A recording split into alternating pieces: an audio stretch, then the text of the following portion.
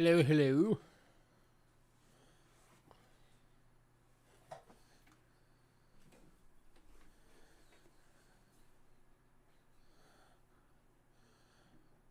going to refresh YouTube real quick. Give me a sec if you guys can hear me.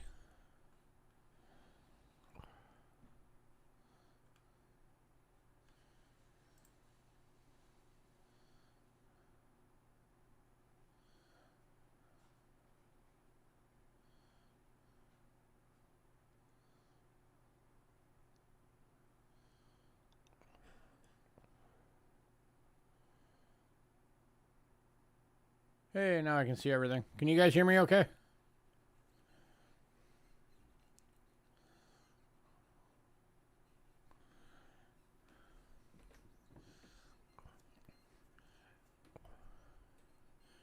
Yep, cool.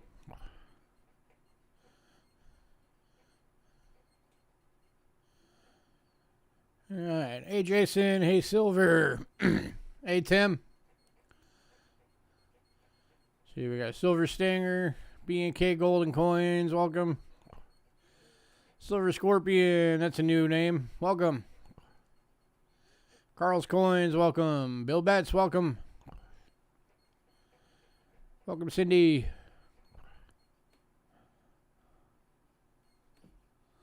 Welcome, Blue. Welcome, Trent. See a lot of new names out there.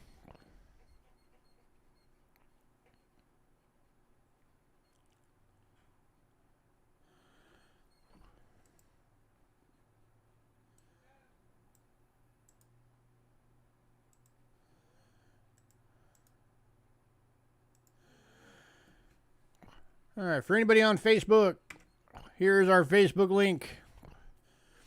If you click on that, tonight's lot list, Abo, tonight's lot list is on Facebook. It should be the third lot, or the third post down.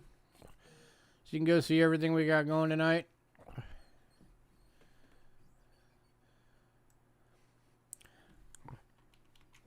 For all of our new folks, here's our payment info. Make sure you check out the description. It's all pretty standard rules for an auction. You got to be 18. You got to have a U.S. mailing address. If we've never shipped to you before, if tonight is your first time and you get something, you have to send us an email before the end of the night. This email must have your shipping info, what channel you're from, so that we know who you are. And what email you use for your PayPal. All payments are made through PayPal, and use goods and services only, please. Package was delivered today. Yep, we saw that. We were watching the tracking. Glad you finally got it. Those of you that were at our normal stream earlier in the week, I had mentioned we had a registered package that had gone awry. And that was Bo's. And they finally got it moving again. And he finally got it today. It happens.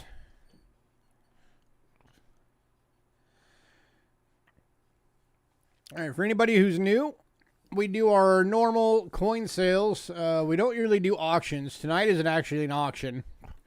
Our Monday streams, which start at 4 p.m. Pacific Standard Time, 7 p.m. Eastern. That's every Monday night. Those are just coin sales. So everything is just buy it nows, and it's just whoever's the fastest gets the goodies. We have a mailing list. If anybody of the new folks wants to be on the mailing list, just shoot me an email, cheapskatecoins@gmail.com. It's right down there below the goofy looking reindeer. And let me know, hey, add me to the mailing list, and I will add you. If you're on the mailing list, you get the lot list for every week.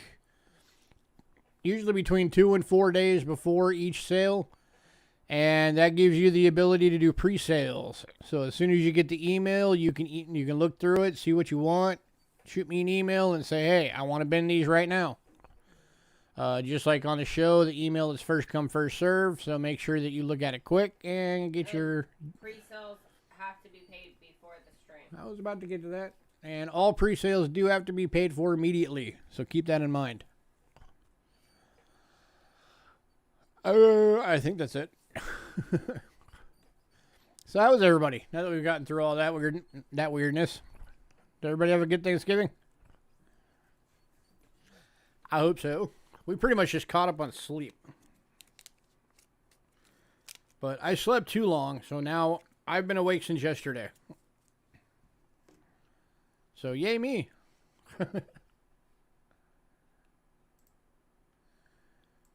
Alright, so being the theme of tonight is varieties and errors. Most of these are pretty obvious. Some of them aren't. I'll do my best to get them to show up on camera. As I said, pretty much every lot is starting at $1. There are... How many lots are not starting at $1? 1, 2, 3, 4, 5, 6. 6 lots are not starting at $1. So everything else is starting bid of $1. Bidding increments will go in dollar increments only. So no 25 cents, no 50 cents, no 75 cents. Nothing like that. Just keep it at dollar increments. All right, let's kick this thing off. Starting off with a 1955 wheat cent with a retained cud. That was pretty easy to see, right? Right up there on top of his head. That is a retained cud. Comes off the rim, down to his head, runs along, and then back up. Starting at $1.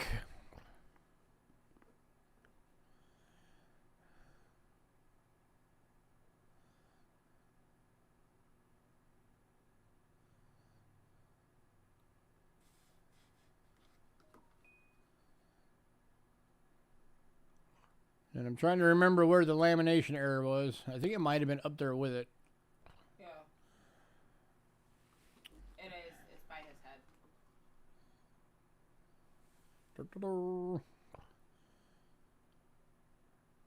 Yeah, it's kind of starting to get a lamination thing right there. Right below the W. So you got a retained cud with a lamination. Anybody for $1?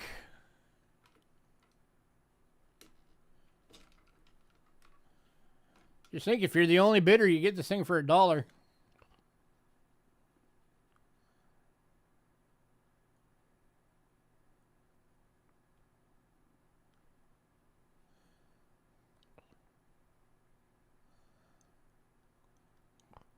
Last call.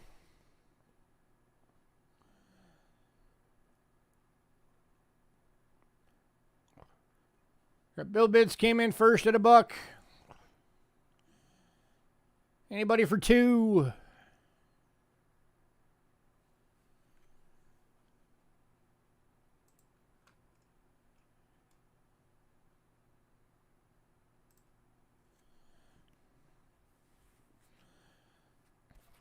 Got bill bets at $1.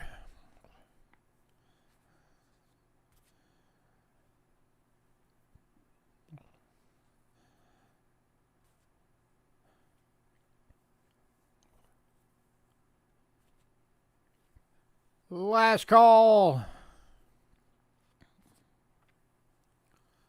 Going once.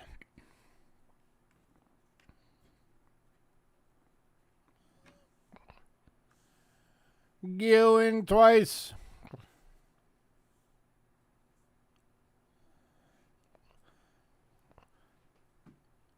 And sold the bill bets for $1. Congrats, Bill.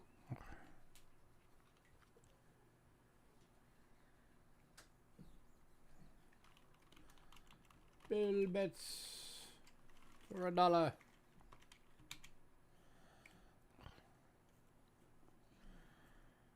Alrighty, lot number 2. Alright, lot number 2 is a Denver Mint Homestead quarter.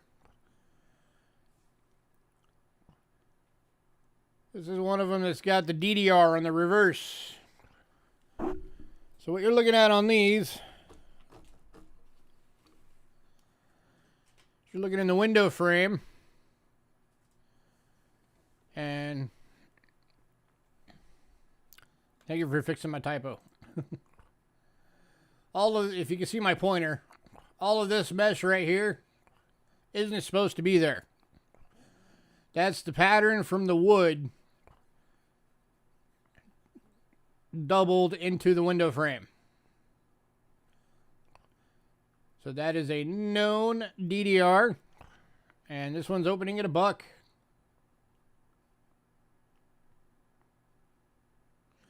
Got Jason at $1.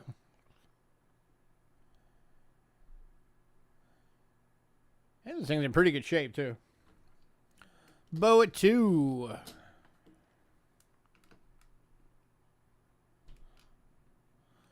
Still trying to find that leaky bucket one. I haven't found one yet.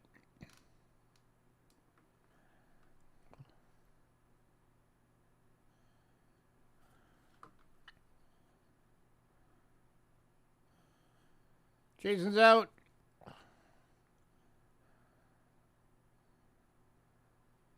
Got Bo at $2.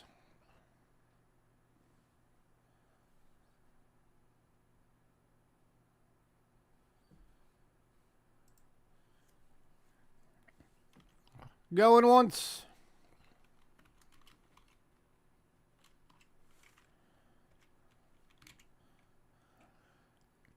Going twice.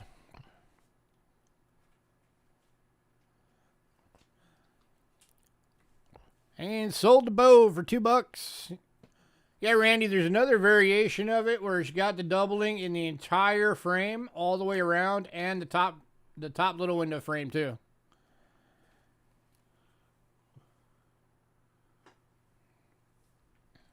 Which is kind of cool. All right, lot number 3. All right, lot number 3, we've got a 2003 Denver Lincoln cent. It's got a grease strike through.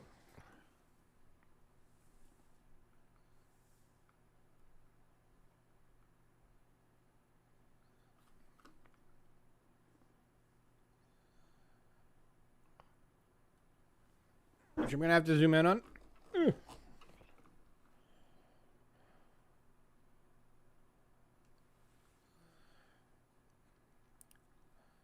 Because I forgot to make a note on it where it was actually at, so I have to find it again.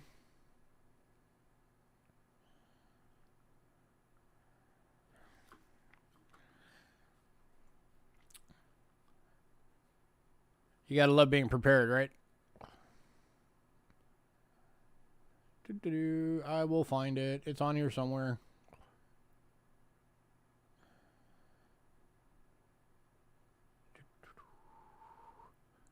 Oh, there it is. It's on the 3. And kind of affected the mint mark too. That's why the 3 looks all weird.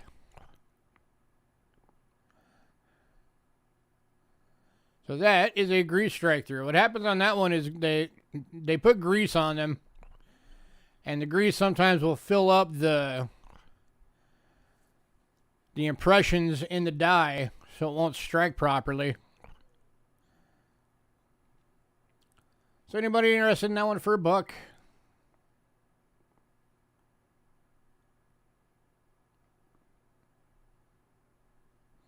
It's a minor one, but it's kind of neat.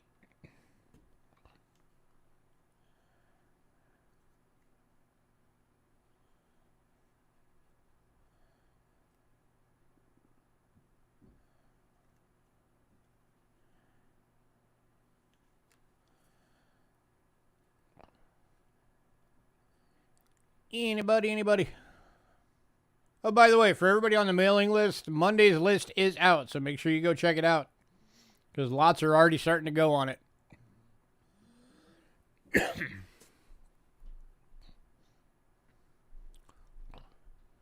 Like the Lincoln Cent collection that's in 3 albums is already gone. The 3 silver rounds are already gone. A few other things. So make sure y'all go check that out. All right, we are going to move on.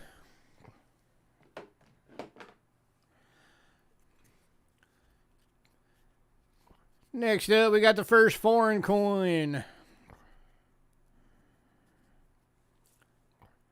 So this lot is a 1958 1 peso. It is from Chile, and it has got a very strong DDR. I'm going to bring this up a bit. Whoa, focus.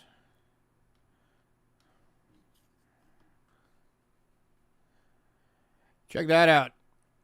You don't get much stronger than that. We got Randy at 1.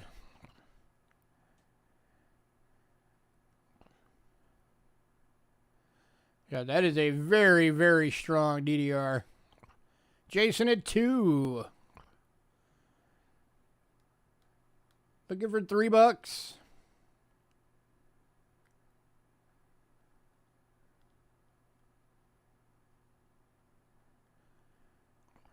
Got Randy at 3.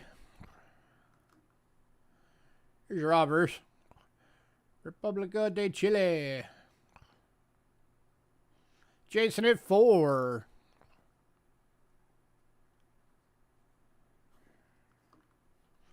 Randy at 5.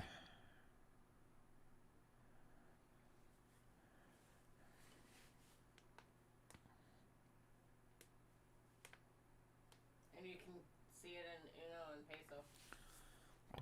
Jason at 6.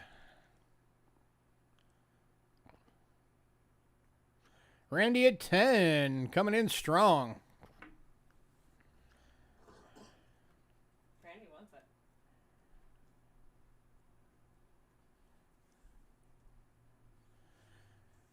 Anybody for 11?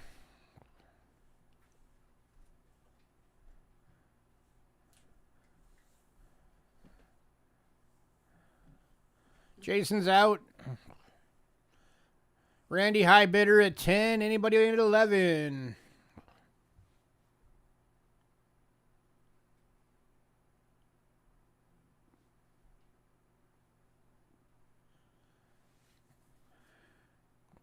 Looking for 113 apparently.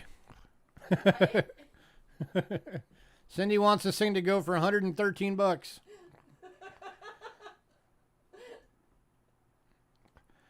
All right, Randy going once.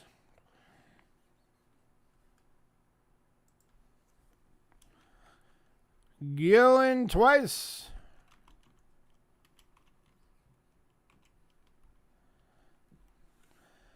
And sold to Randy for 10 bucks. Congrats, Randy.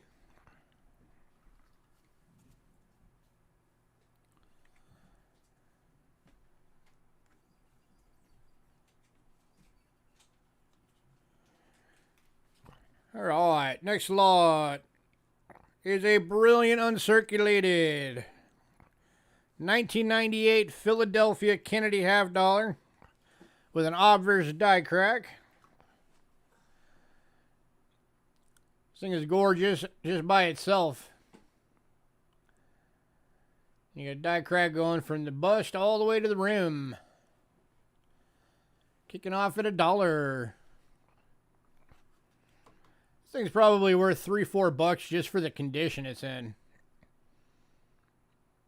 I mean, have you seen a single scratch anywhere yet? No. Oh, wait, yeah. Couple little minor bag marks.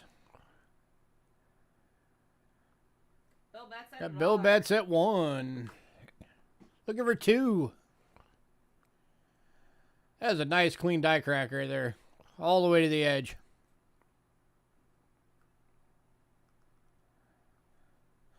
Got Jason at 2.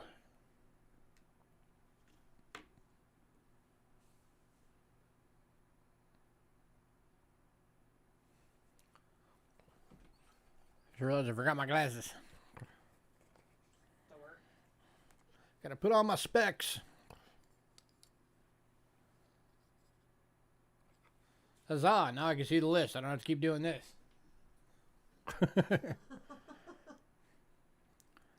Got Jason at 2, looking for 3.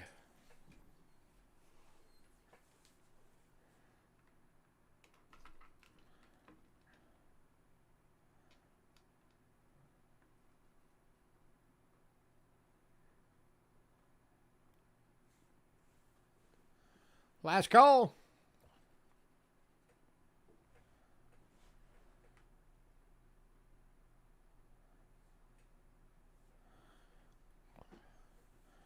Need to get you some vanities in the way. Hey, the only time I wear these things is during streams.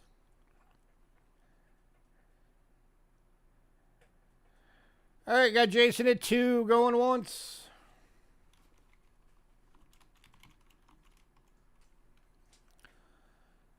Going twice.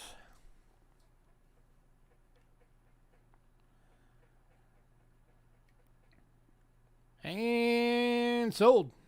Congrats, Jason.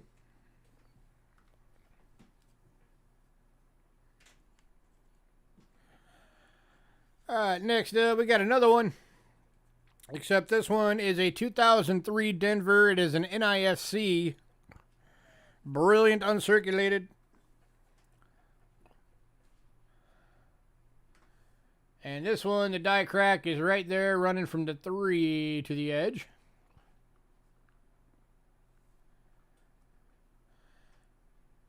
And going all the way across to the other edge. It's not quite a retained cud because there is a couple spaces in there, just small spaces where it's not connected. But it is darn close. That is a big die crack.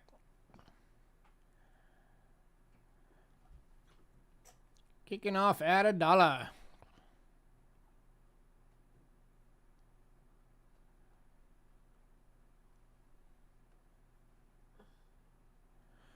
Got Bill bets at 1.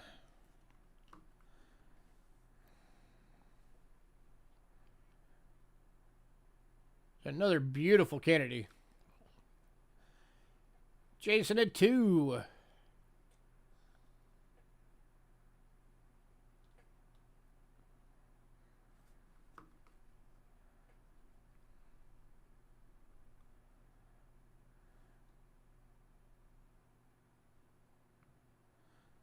Yeah, it's like right around the S. You have just a small break that keeps it from being a retained cud. But that is a crazy big die crack.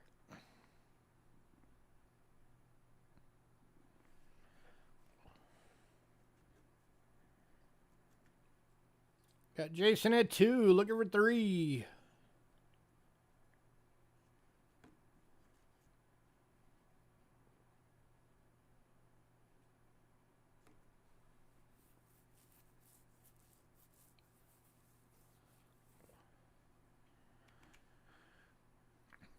All right, we got Jason at 2, going once.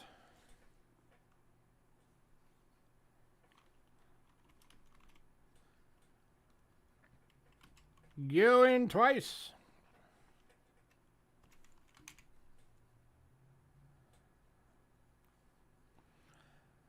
And sold.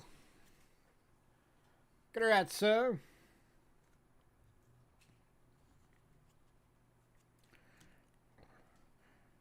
Oop, I gave you the wrong one. Give that back. That's the next lot. All right, next up. This is a 1982 Denver bronze large date. Lincoln cent. It's got all kinds of stuff going on in this thing. So you got multiple die cracks on the reverse. Or die crack on the reverse, multiple die chips reverse, and a die gouge on the reverse. So a lot of stuff going on the reverse. Here's your obverse. So you got the crack right there going from there, you know, the edge of the building to the edge. And then it's going across to the O, and then going down from the O to the edge. You got another die crack. I did check it. That is not connected. That is not a retained cud. It's close, but it's not quite there. Another die crack right there going down to the edge. Going up from the edge through the A.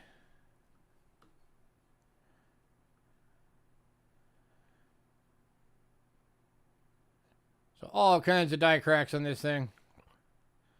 Little die chips all over the place. Starting this one at $1.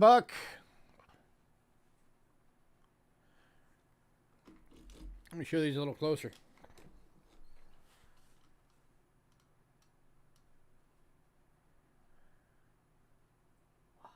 So there's that one. Going through the O. That was a little tougher to see close up going to the building. You can kind of see it that angle. Got Bo at $1. Looking for 2. Then coming over to this side. Yeah. Harder to see close up. You can see the one going from the sea to the edge, that's for sure. Bring that back up. Sometimes cameras just do not want to cooperate.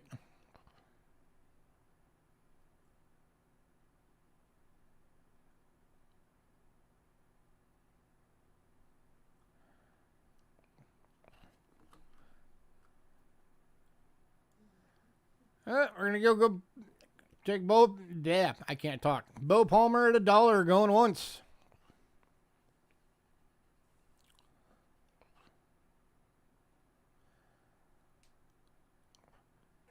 Going twice.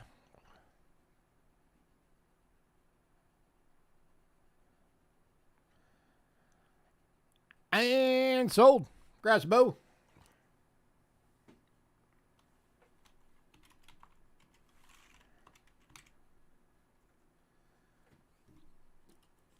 All right, next up is another one of the homesteads with the DDR. This one is a different variety than the first one, because this one's got it in both sides of the window. Ooh. Where'd I go? I'm upside down. So you can see it. Again, if you can see my pointer, you got it over here again. You've also got it over here. Up top. And then up top, a little bit. Pretty light. No, I'm talking on the window. So this one is a different variety than the first one we had. The first one we had only had it on the left. This one's got it on both sides. Kicking off at $1.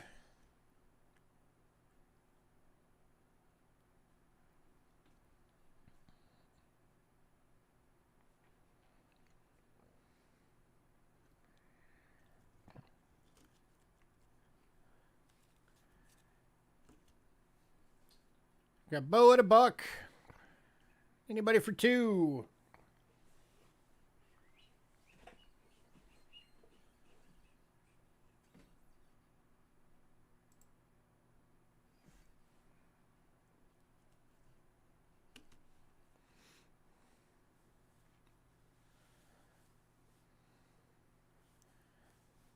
Looking for $2. Anyone?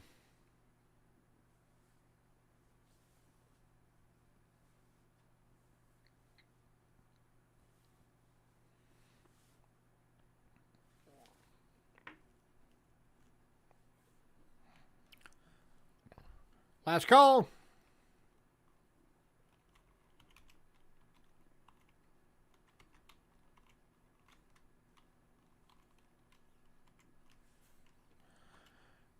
Bo Palmer going once.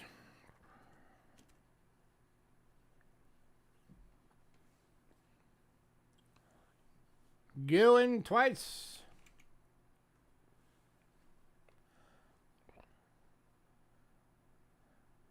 And sold. Congrats, sir.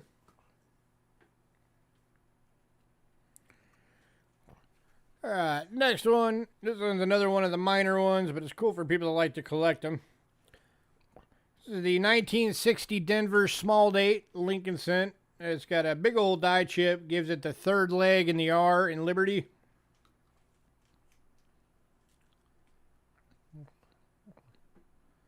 So kind of neat.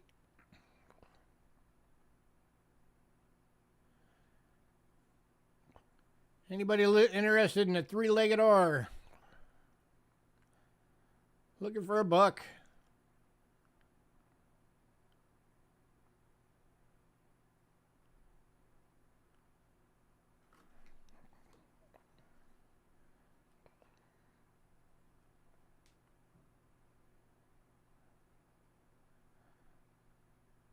Oh yeah, they're out there.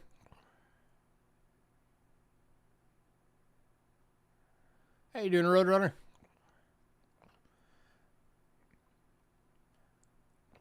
Like I said, it's a pretty minor thing, so if nobody wants it, no biggie.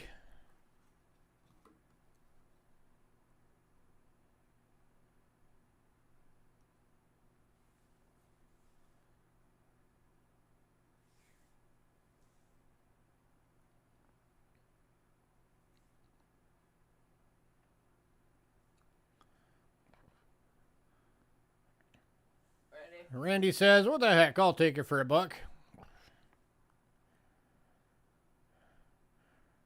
Recovering sucks. Are you still recovering?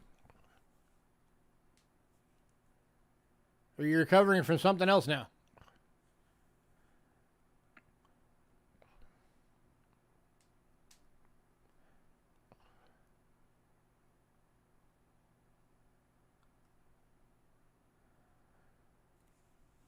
All right, we're just going to call it sold to Randy for a buck. Congrats, Randy.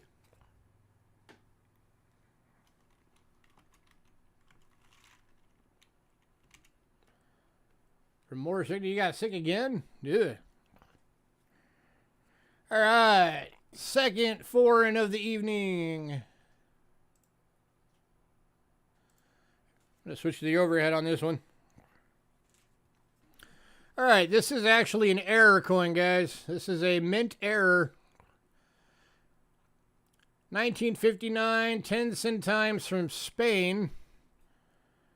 90-degree rotated die. It says 80. Or 80-degree, sorry. 80-degree rotated die, whatever. Basically 90-degree. When you flip that over, that's supposed to be up and down. It's supposed to say 10 centimos up and down, just like a U.S. coin. That is not supposed to be like that. Bill at $1. We got Bill at a buck. Looking for 2. That last 4-minute error, we got up to 10 bucks. Let's see if we can do it again.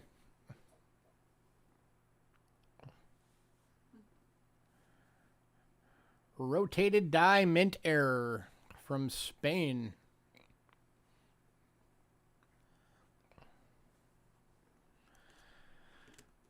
Got Bill at $1, looking for 2. Got Randy at 2, looking for 3.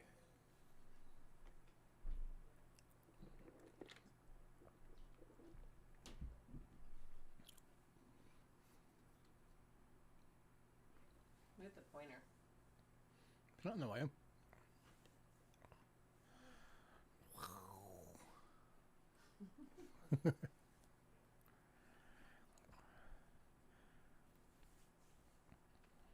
Randy at $2, looking for 3.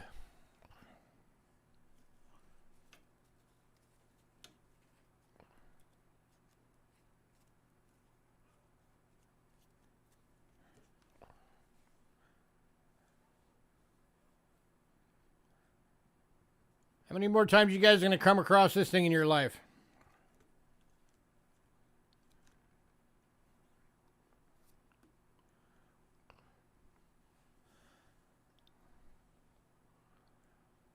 All right, we got Randy at 2 going once.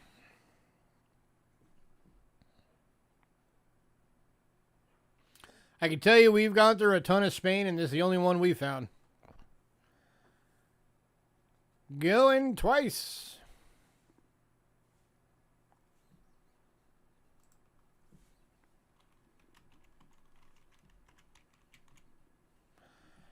And sold.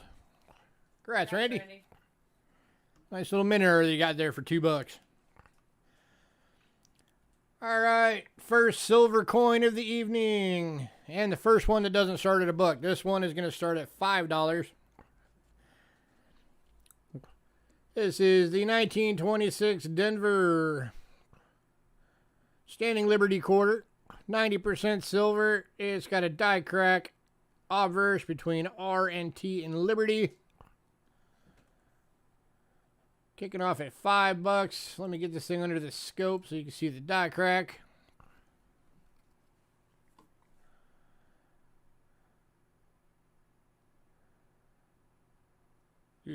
Let me zoom out. Too close. A little too close.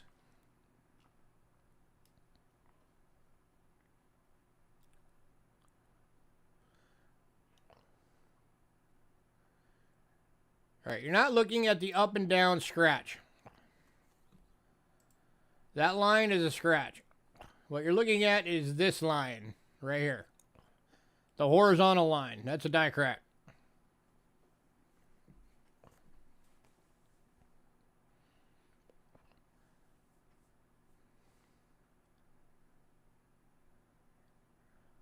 It's a minor die crack, but still a die crack, and still a standing Liberty quarter.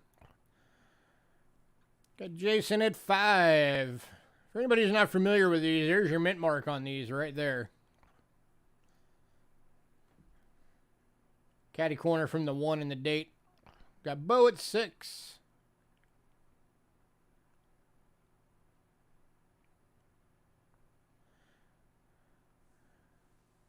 Again, you're not looking at the horizontal scratch, or the vertical scratch. You're looking at the horizontal little line right there.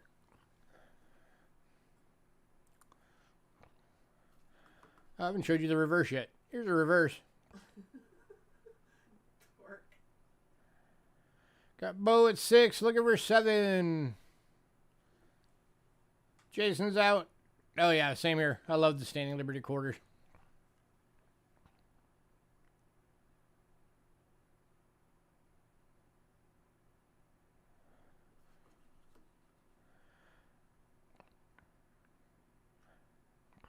All right, Bo at 6, going once.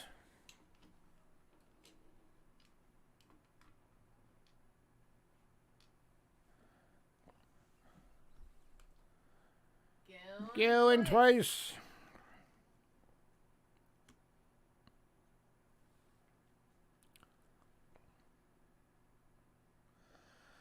And sold. Congrats, Randy. Or Bo. Bo. Yes, that's the right one. All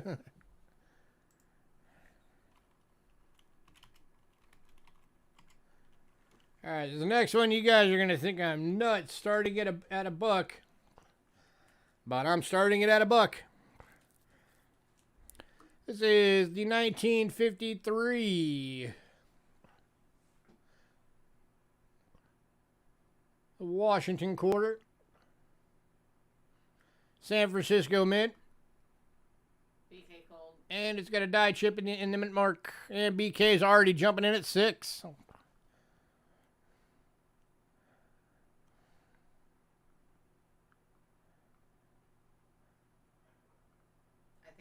You already know I'm nuts. It's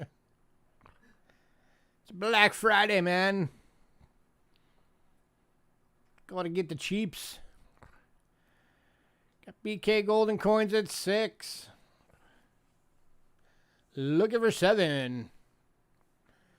Well, let me show that a little closer.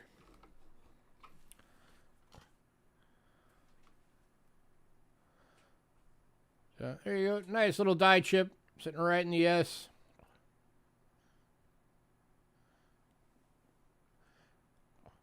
Slight possibility it might be an RPM, but I couldn't see it clear enough. Hey, Lady Jacks.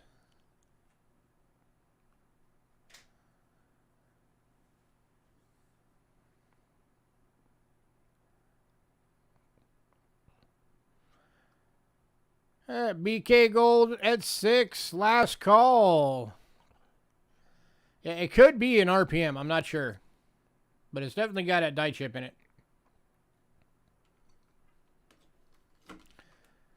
Not bad for 1953 San Francisco.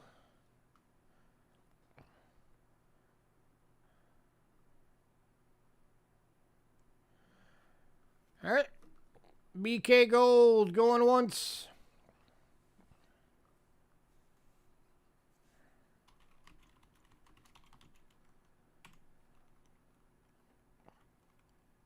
Going twice.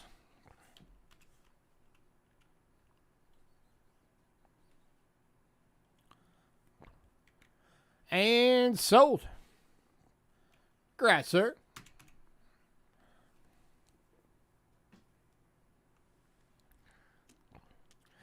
Next up, we got another quarter. Not a silver quarter, but a quarter. This is the 2006 Nevada State Quarter. This variety is called the Pooping Pony. I'm not even kidding. That's actually what it's called. Here's your obverse. The reason it's called that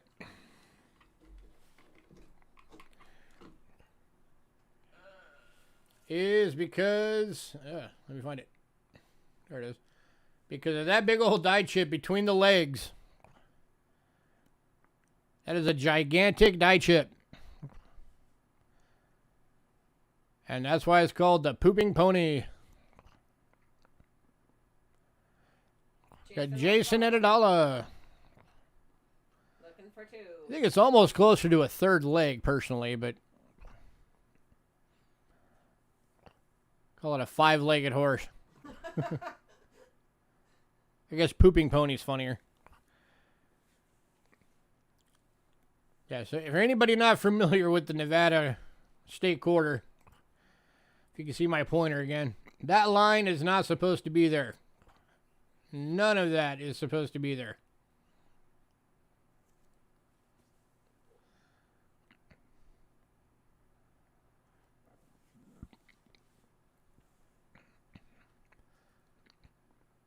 I got Jason at $1.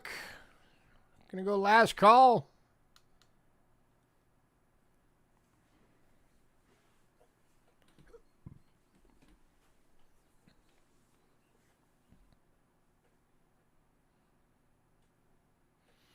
Yeah, things are pretty big. All right, Jason for $1 going once.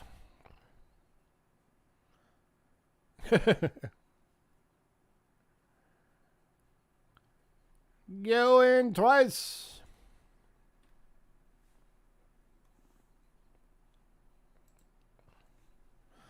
And sold. Congrats, sir.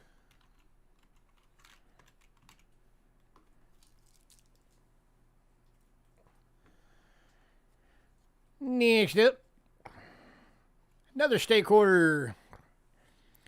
This is the 2008 Philadelphia, Arizona state quarter in AU condition.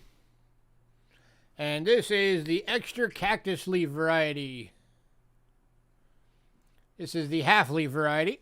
There's 2 varieties on this. There's the one that just covers half of that initial, which is what this one is. And then there's the big one that covers the whole thing. Is the other one. So looking for an opening bid of $1. Extra cactus leaf Arizona State Quarter.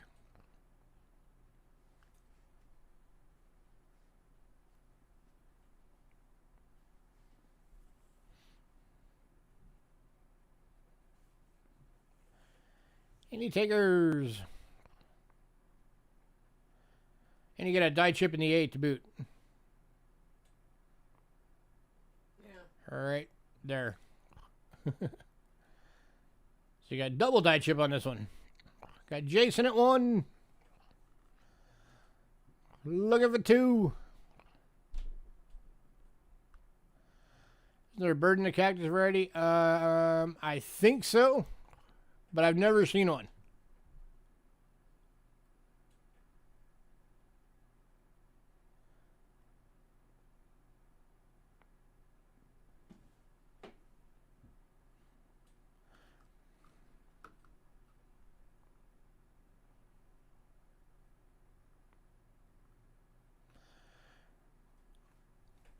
All right, we got Jason for $1 going once.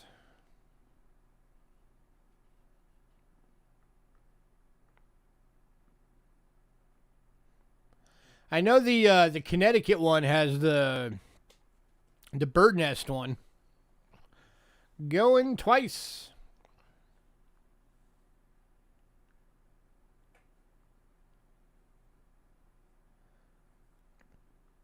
And sold. Congrats, Jason.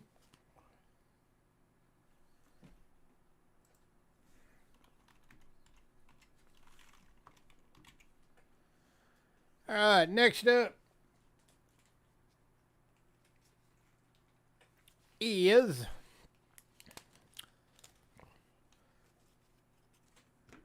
another foreign coin. This is the 1856 Nova Scotia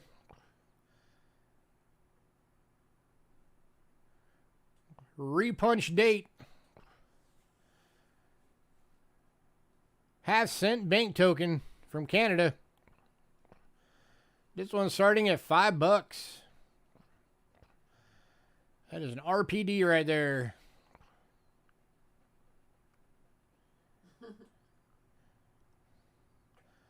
Yeah, this thing is cool. Got Randy at 5. Looking for 6. That was a strong repunch, too. Paul Hampton at 6. Paul Hampton at 6. Hey, Paul. Didn't even know you were out there. You snuck in.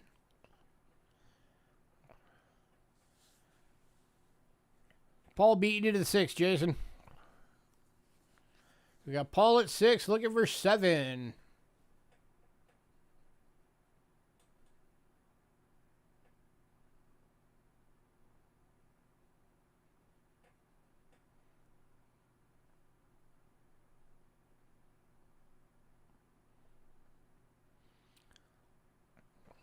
What's the orientation? The orientation is north by just barely northwest.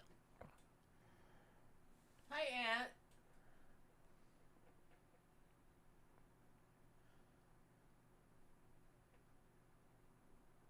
But for the most part, the orientation is mostly north.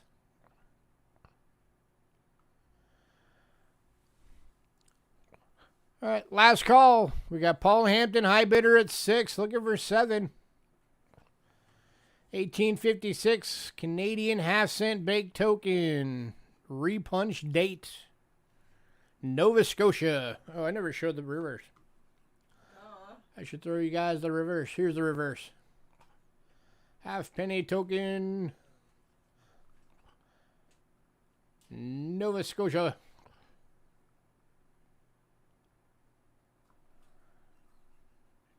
Let me shut you up right.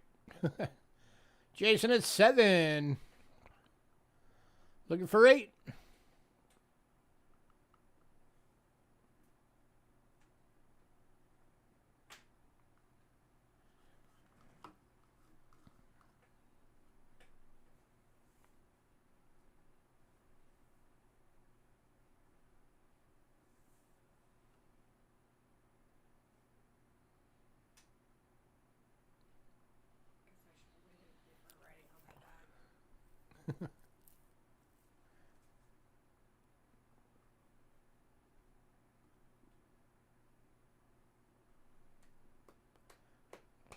Paul Hampton at 8. Looking for 9.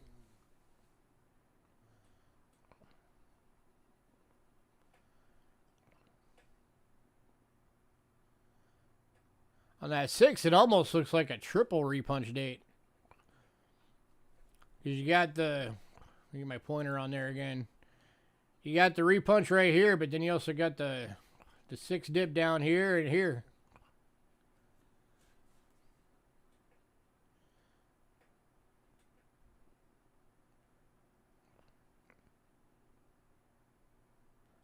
So, I don't know. Whoever wins this, you might want to look at it closer to see if it's actually a triple RPD.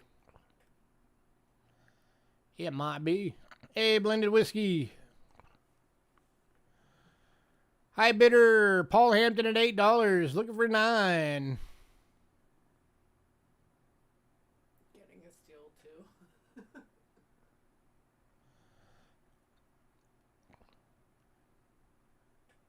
Gonna go last call.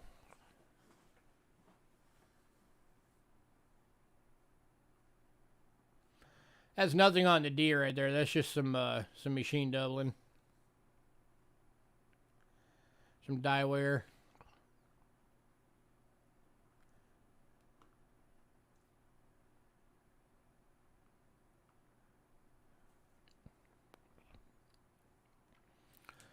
All right, we got Paul Hampton at $8. Going once.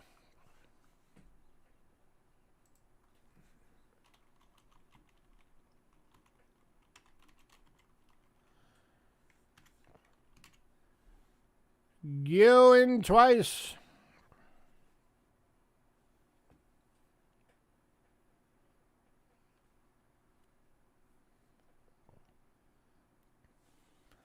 And sold. Congrats, sir.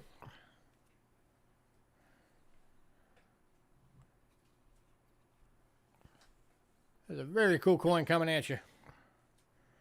All right. Oh, by the way, I wanted to let everybody know, because we did the stream late this week and we did it on Tuesday, and then we had Thanksgiving on Thursday, and then we had this stream today.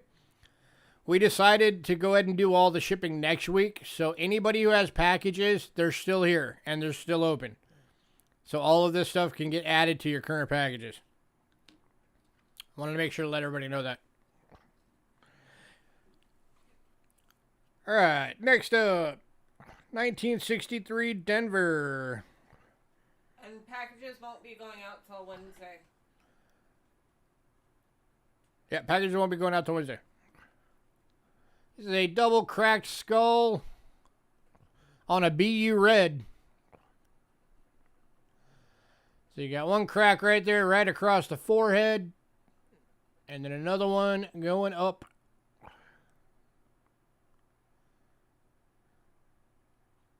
Coming down right through, kind of through the ear.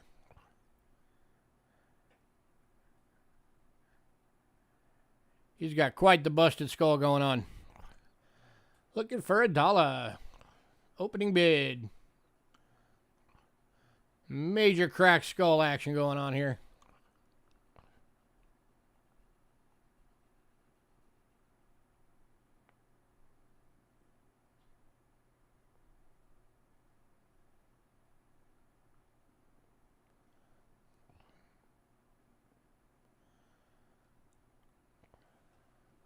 Oh, yeah. It's going from the top of the head right through the E to the rim.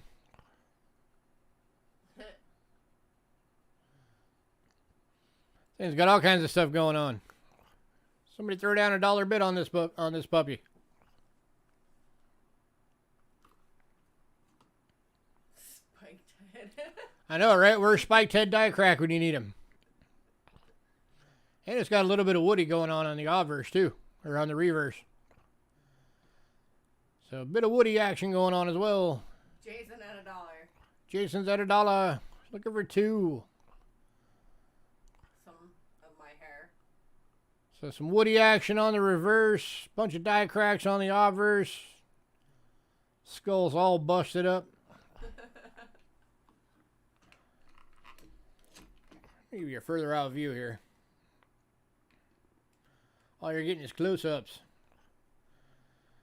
Even from further out, I mean, that crack across the forehead, that is plainly prominent. Focus. Oh, guys. There we go.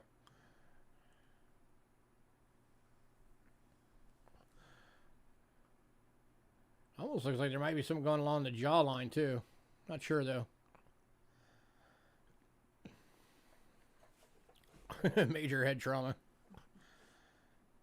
He got into a car accident without cars. Yeah, he had a bad day. All right, last call. We got Jason at 1. Anybody coming in at 2?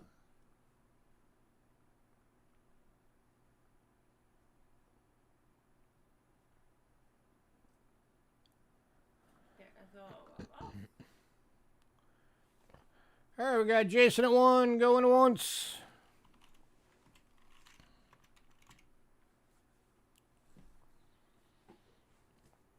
Going twice.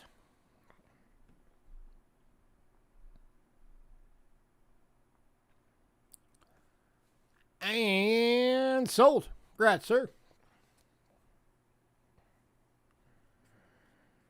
All right, next up, back to some quarter action here. We got a 2017 Denver Ellis Island quarter.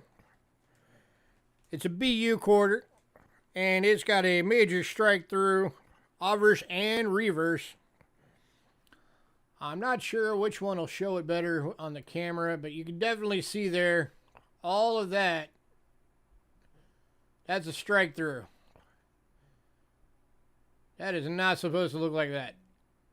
So that's probably maybe a grease. Most likely a greaser. But definitely a big strike through. That's just the obverse. Covers 3/4 of the coin. And then reverse, same thing. All over the place. You can see the different texture.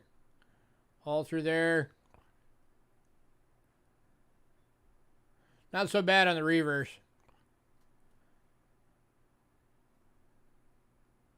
But, I mean, you can tell even the way the light's hitting it is different.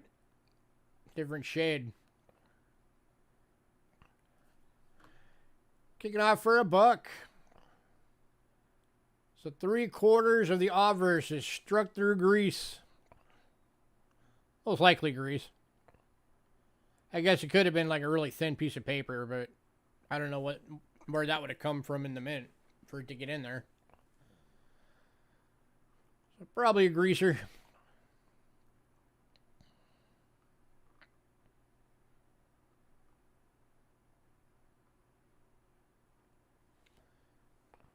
Anybody for $1?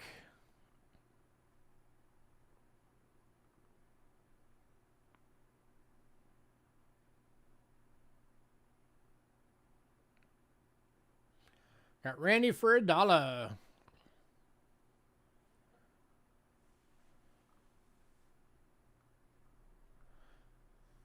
Yeah, this is the kind of thing that if somebody wanted to, they could actually send this in to get it graded and attributed as the strike through.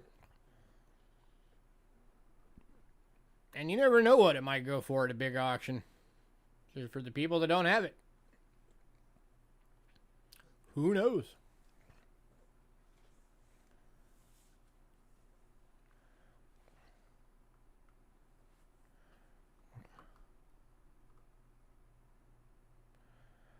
All right, last call. Randy at $1. Looking for 2.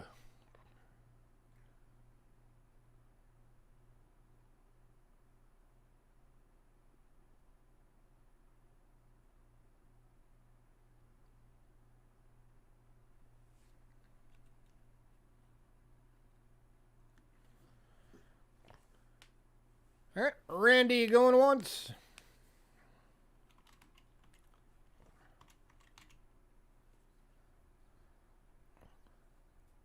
Going twice.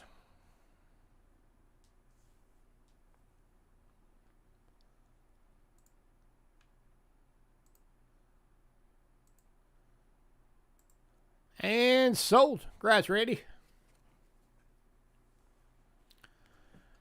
All right, next up, we've got another foreign mint error. This one is the 1961 One Naya Pays from India. And it is on a faulty planchet on the reverse. So there's your obverse. And there's your reverse. A whole chunk of the planchet right there. Missing. That is a faulty planchet error. Kicking this one off at $1. Oh yeah, that is a big error. And it's all labeled, and it's all done up, so you don't have to identify it. Okay, we're cool like that. Certainly, there's got to be somebody out there interested in this thing. We got Paul at $1, looking for 2. This is another one. If somebody decided to send it in and get it attributed and graded, who knows where it could go.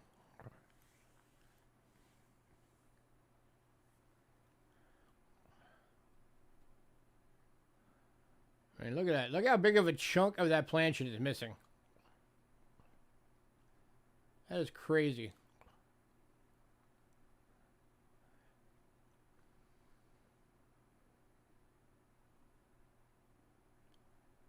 And it's not in bad shape either. No, it's not. It's at least a VF.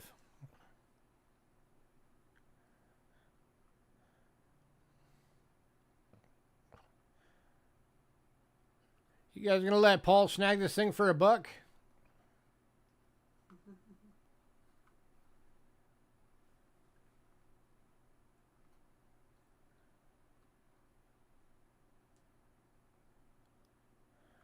So we're gonna focus in on that a little better.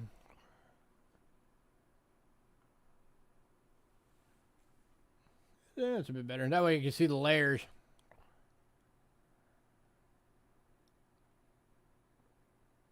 It's like an Oreo. You got 3 layers, top, middle, bottom.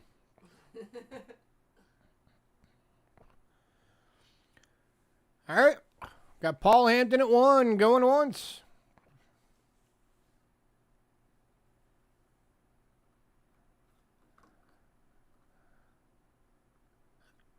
It could be. I don't think it is, but we can take a closer look.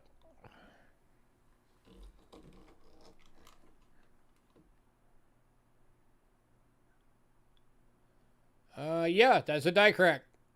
So you got a die crack on the obverse as well. I didn't even catch that. Hey, bonus. Going twice.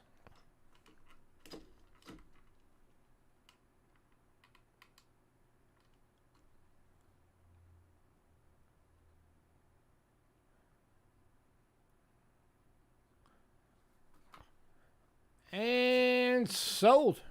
Congrats, Paul. I'm actually surprised that one got out for $1. That's crazy.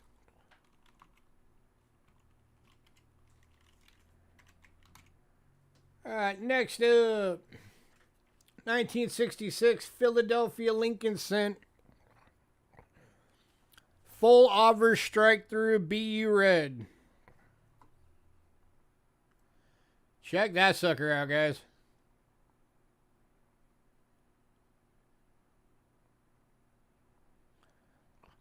That is one of the craziest strike throughs I have seen in a long time.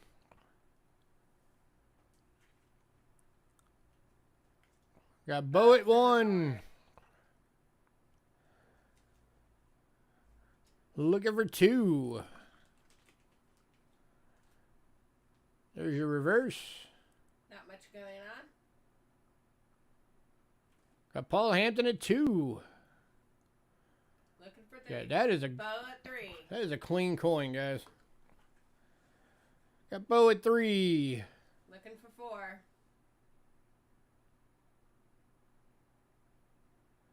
Paul at 5. This thing is crazy looking. Bo's out. Bo's out. We got Paul at 5. Looking for 6.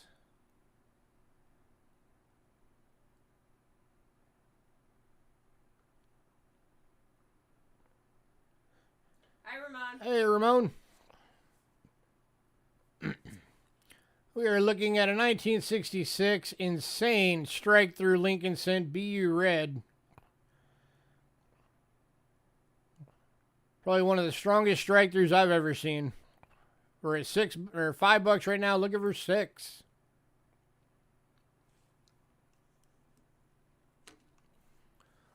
And we're gonna go last call.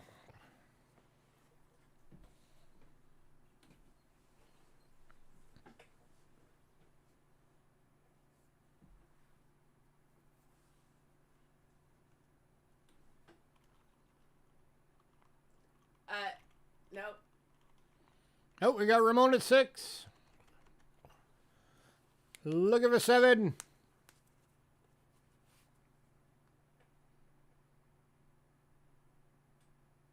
Well, he's at crazy 6. I don't know.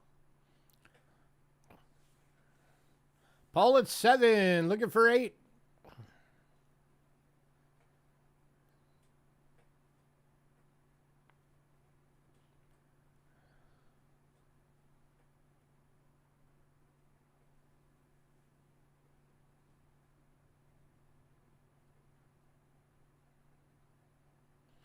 Ramon at 8. Looking for 9.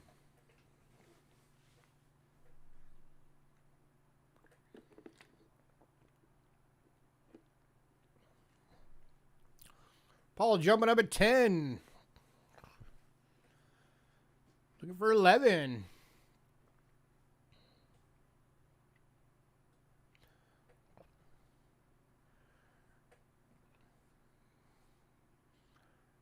Ramon at 11. Looking for 12. Ramon, you better not get in an accident because you're bidding.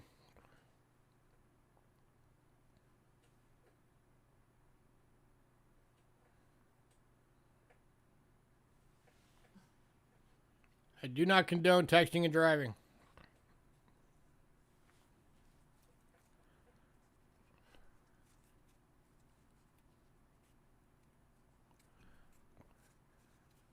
Got Ramon at 11, high bidder, looking for 12. Last call. Not Paul at 12. Got Paul at 12, looking for 13.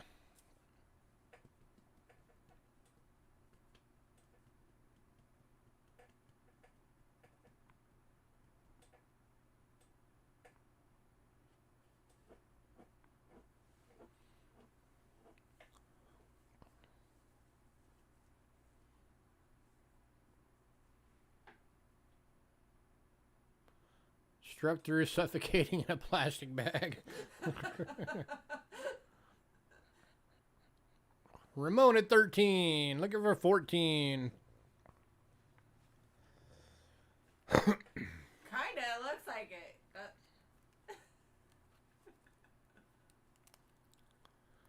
And I mean, that's the cool thing about this is this thing is probably a one-of-a-kind unique.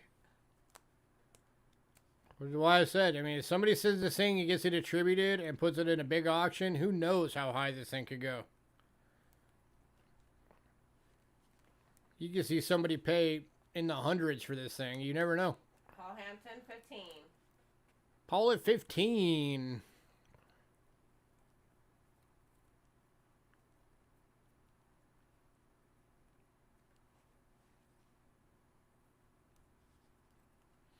Ramon at 16.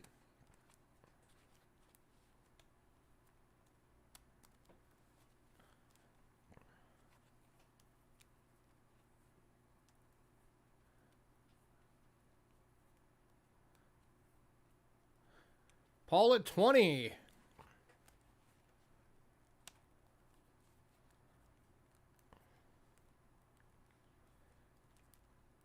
Paul's coming at you, Ramon. He's getting serious. Ramon at 31.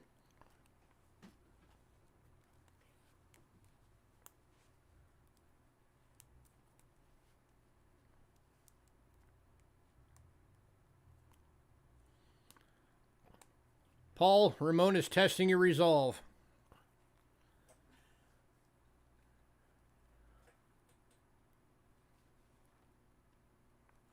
Out. Paul Hampton is out. We got Ramon at 31.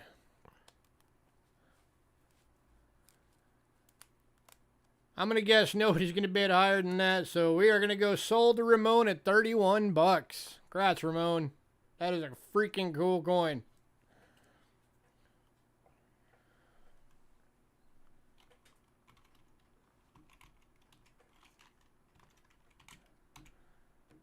Well, that was exciting. All right, next up, 2001 Denver Lincoln Cent. Another strike through obverse.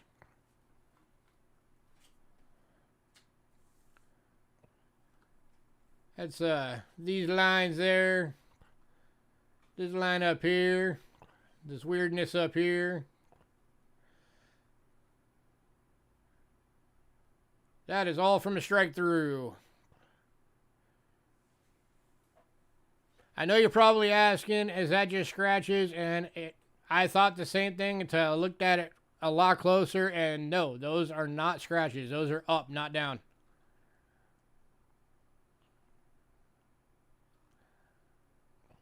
Like that one is a groove, but these are all up. So that means strike through.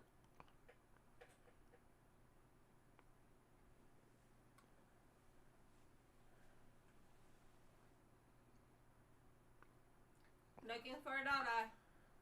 Looking for a buck.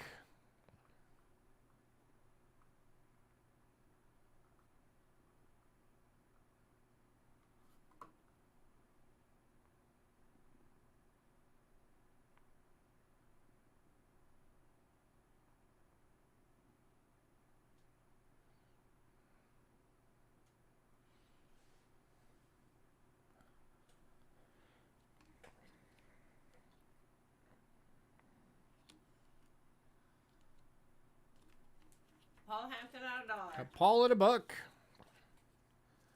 Looking for 2.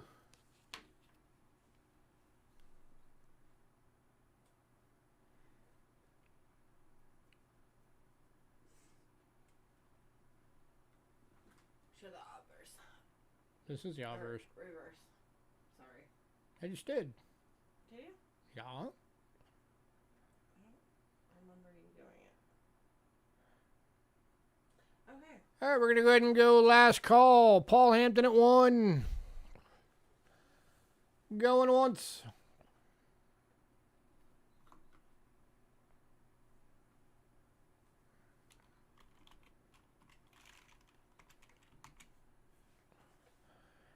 Going twice.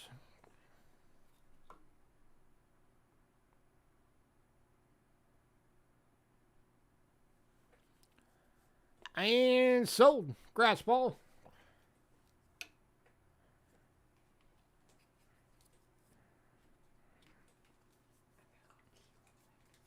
Okay. All right, next one up is a 1979 Denver Lincoln Cent strike through obverse.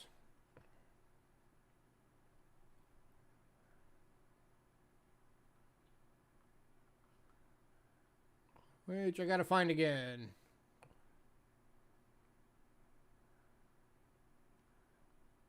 That is it.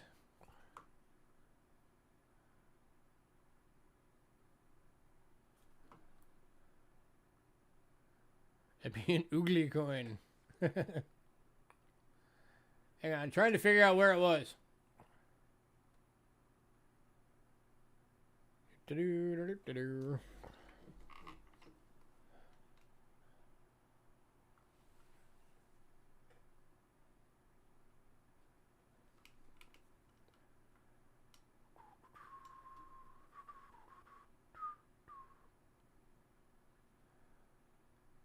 Where the heck was it?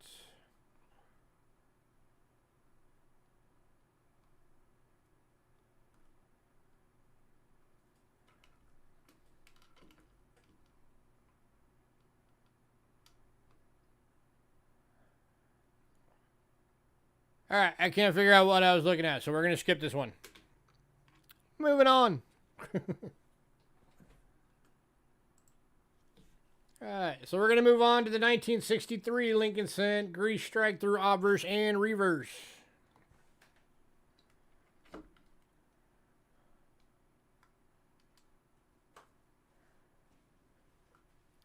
It happens sometimes. You find something, then you can't find it again. So we got all these rippling over here. That is a grease strike through. And then you got it over here a little bit as well. Kind of neat. And then reverse, you can kind of see it down here. A little bit up here. Not a major one. But still kind of cool.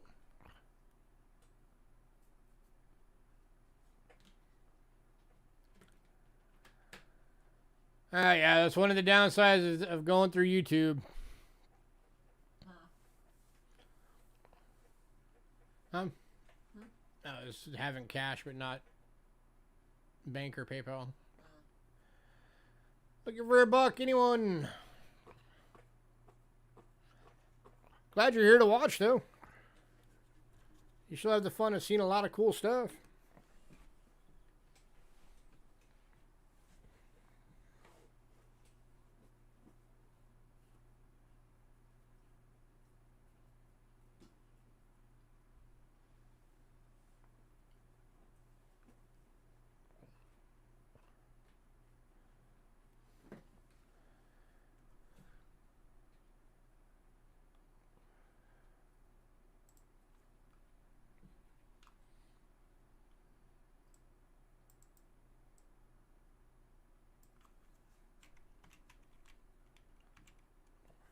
realized I have a typo on the next one, so I just fixed that on my list.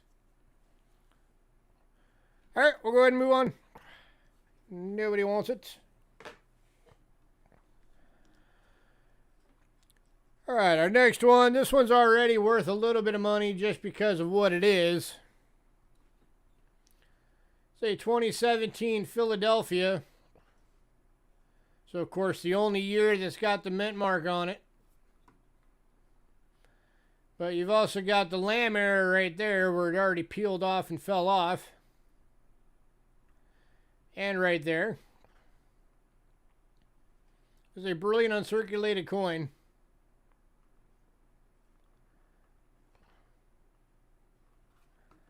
And then it's also got the die chip reverse. Somewhere.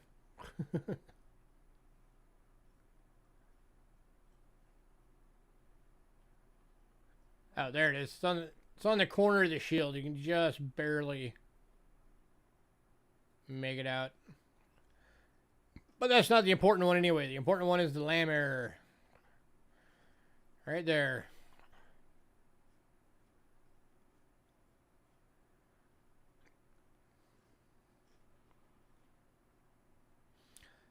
So unfortunately, it does have the rolling marks on it.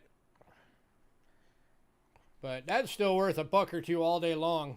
Just because it is a 2017 Philly with the P mint mark and it's got the lamb error.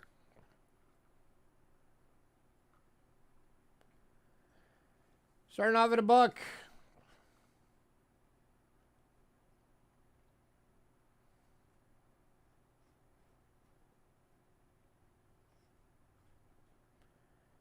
Any takers?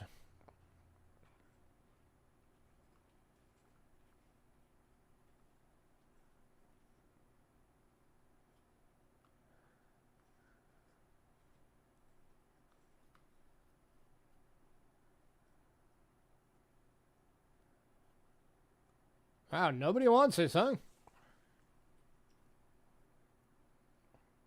2017 P with a lamination error. Nobody wants it. Not even for $1.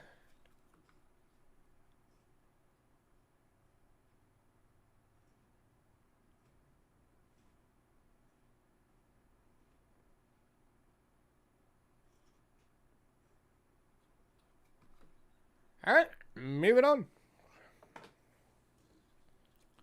Oh, no, we got Bo at 1. Give me that back.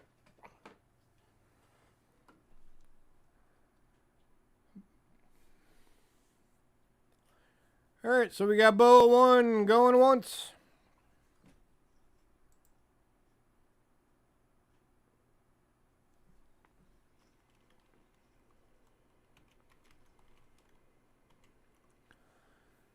Going twice.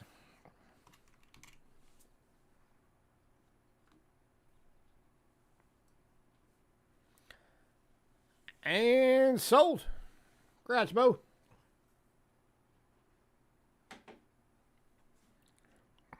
If you have orange spots on the 2x2, it's because my wife is eating cheese balls right now.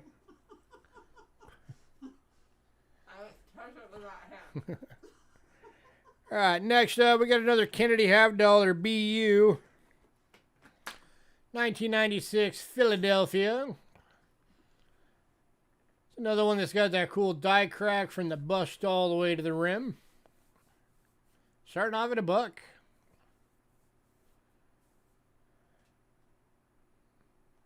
Brilliant uncirculated with a die crack. It might be on the bag, not the 2x2. Looking for $1. Jason said throw some cheese balls in his package.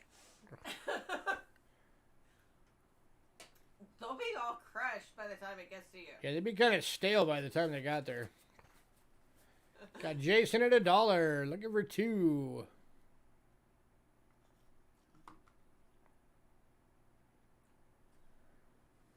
I'm trying to make my cramps go away.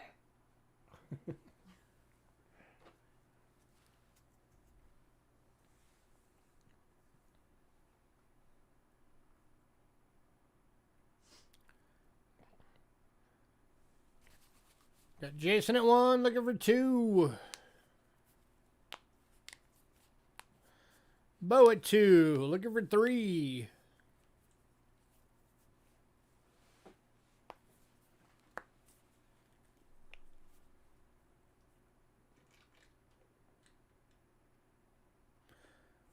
Oh, by the way, hello to all the lurkers. I never said that. How rude of me. Hello, lurkers. All right, Jason's out. Bo at 2. Anybody want it at 3?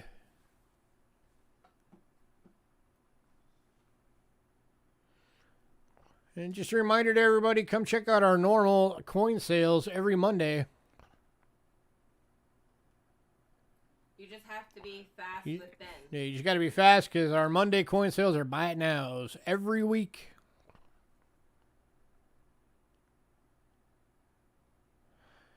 All right, Bo at 2, going once.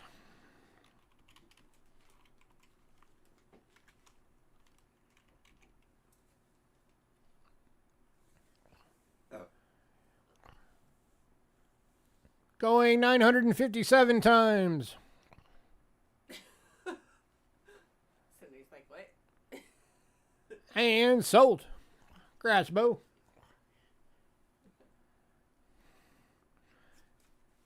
Next up, we got another Canadian bank cent. This one is a Montreal. And this one's got a DDO and a DDR, doubling on both sides. Kicking off at $5 on this one.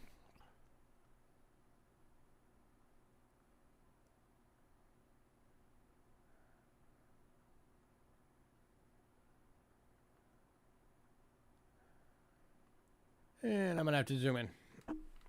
Ugh.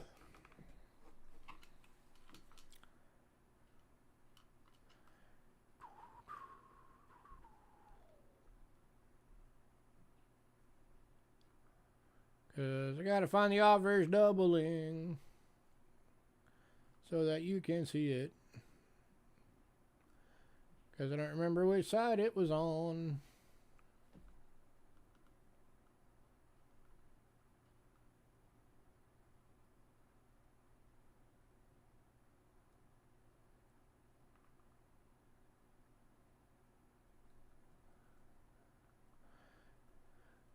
I do remember the obverse was harder to see than the reverse. The reverse is very obvious.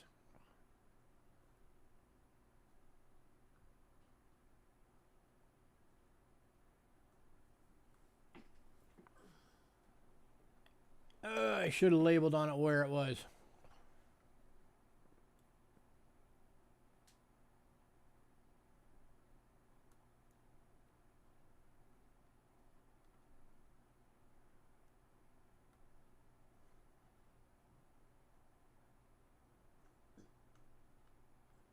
All right. Well, we'll come back to it. We'll look at the reverse real quick because the reverse is pretty obvious. And it's down in Montreal. Double E. Really, really double E. Double A, although this warrants is hard to tell. And double L. Very double L. Ant actually bought one of these from us. We found another one of these before. Oh, there you go. You can see way better like that. We got Randy at 5. So, yeah, down there on Montreal, doubling. Paul at 6.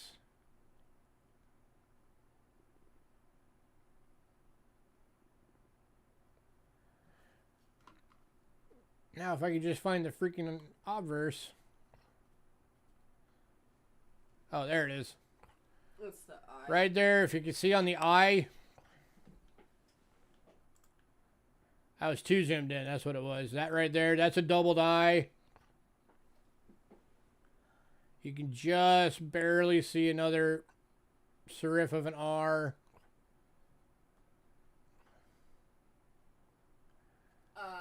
Got Randy at 7, looking for 8. Ramon at 10. Ramon at 10. So minor on the obverse. Let's go back to the cool reverse. That strong doubling. Got Ramon at 10, looking for 11.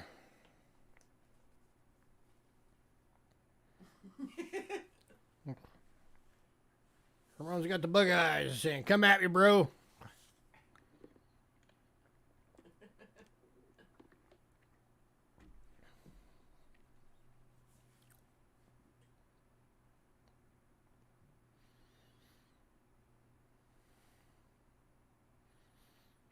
Yeah, we'd sold one of these to Ant once. It was a little bit better condition than this one. I think we sold it to him for like $30.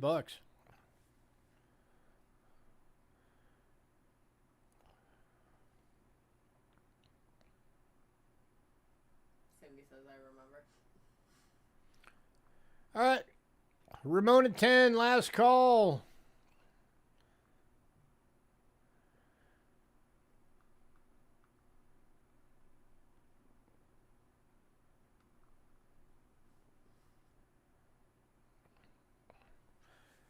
Going once.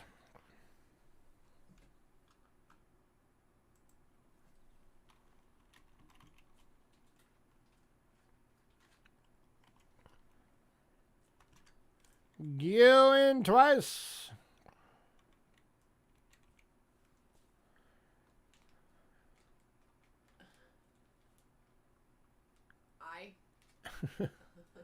And sold. Congrats, Ramon.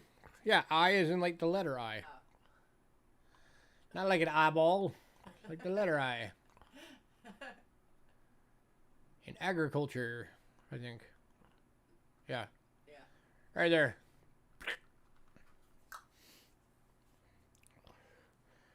All right, next up, we got a little silver action going on. With a 1943 Philadelphia Jefferson War nickel, 35% silver, lamination error on the reverse.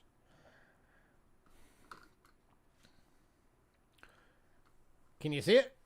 I think you can see it. Big old chunk just popped right off and it's cracking up through there. Hey, Hidden. Hi, Hidden. Aiden, I ordered your birthday present today, but it's not going to show up till like next month because the shipping is really slow. Got Bo Palmer at 1. We are officially at half melt value. Jason at 2. Jason at 2. We made it to melt. That's a comment. Bo at 3.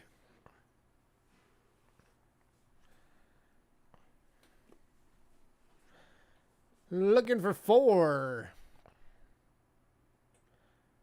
43 Philadelphia War nickel, lamination error on the reverse. We are at $3, looking for 4. Hey, we appreciate you too, Hidden. You're an awesome dude.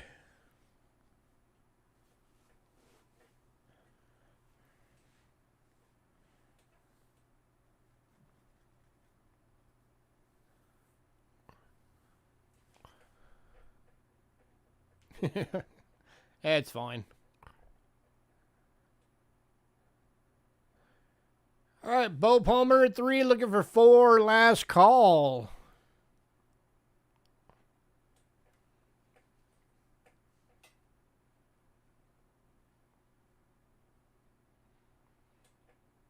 Yeah, Hayden, you can't say you're 4 anymore because you had a birthday. Now you're 5.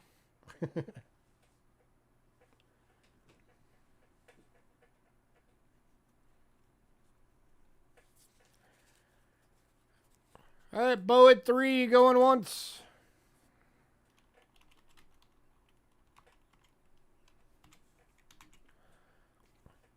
Going twice. No, he always said that he was 5. So technically he would be 6. And sold. Congrats, Bo. Technically he'd be 6. All right, going back to some foreign action right now. This is a 1964 5 centavo from Peru. It is brilliant uncirculated, and it's got a grease strike through.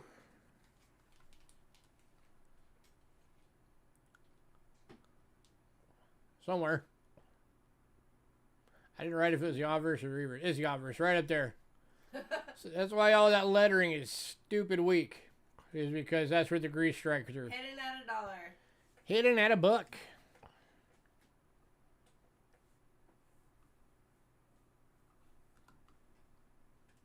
There's your little reverse.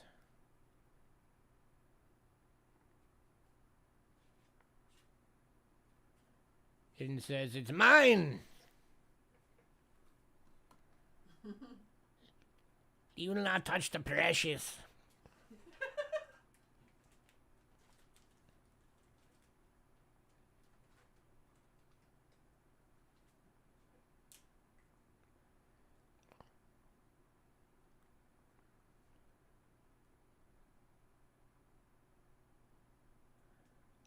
Is that a die crack on top of the head? I don't know. Let's find out. Zoom. Hey, that's paper. That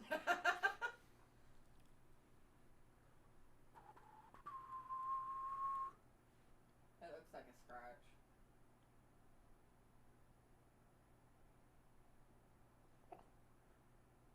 It almost looks like a crack in the planchet. I don't know.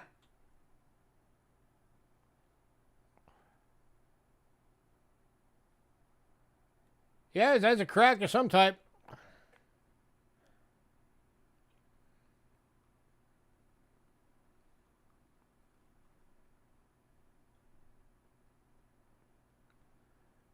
Goes from the I head think to that's the actually a top. lamination error trying to start.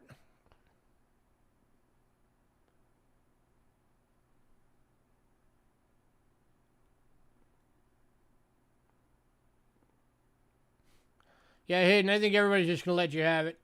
So we're going to call this one sold to Hidden for $1. Congrats to the birthday boy.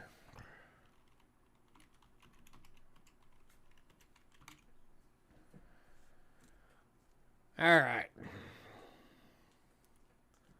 Another typo in my thing. This is supposed to be a 2015, not a 1915. So what happens when I make lists while I'm tired or just not paying attention.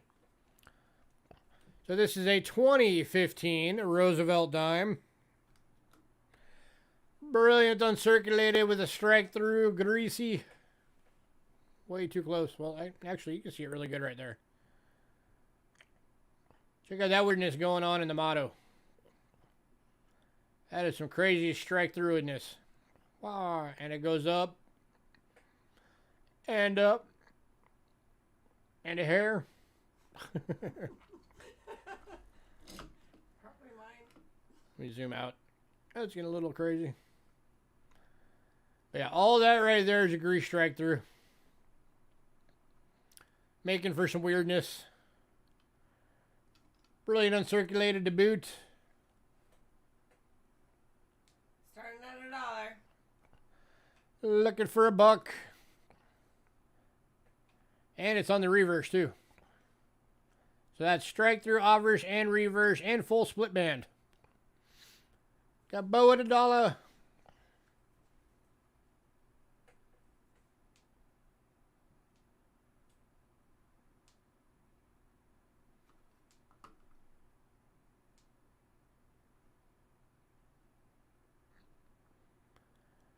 Anybody for $2? Brilliant uncirculated full split band 2015 Philadelphia with a grease strike through both sides.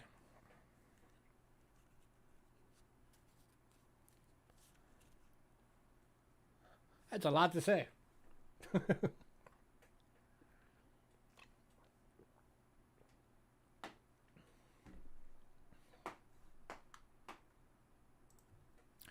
All right, we got bow at $1 going once.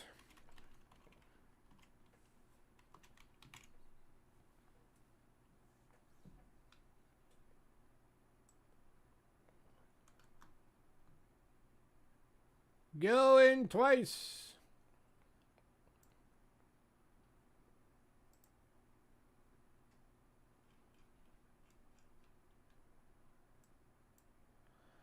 And sold. Congrats, Bo.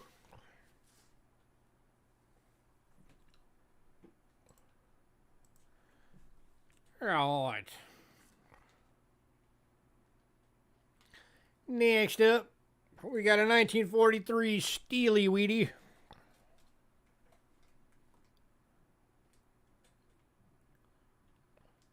With the die crack on the obverse.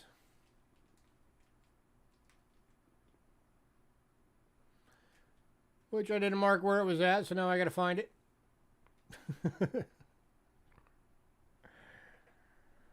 Oh, I really need to get better. Oh, yes, I did. Eye to rim. Hey, all right, I gave myself a note.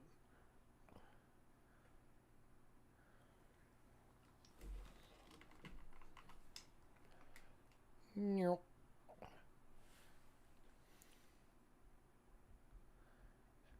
Right there. There it is. Just a little die crack, eye to the rim, but it's a very nice steel scent. It's uncirculated.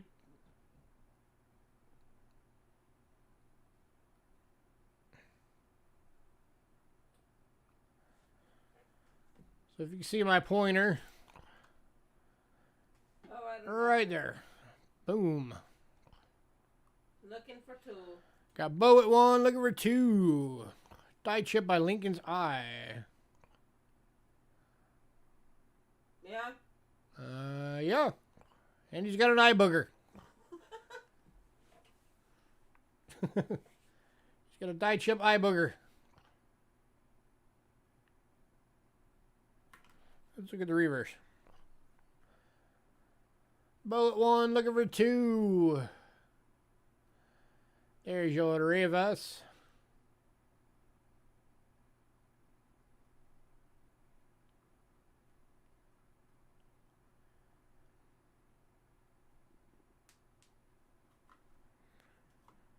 Misplaced eyelid on his nose. There's some seriously droopy eyelids in.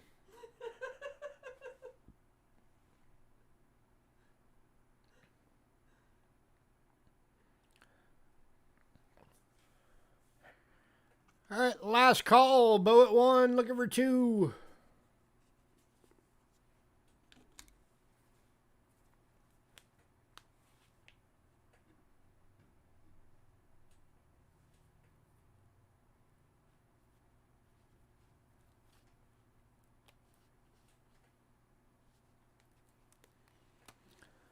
All right, we got Bo going once.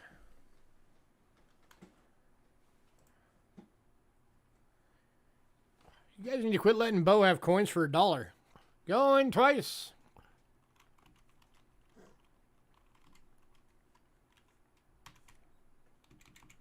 And sold. Congrats, Bo.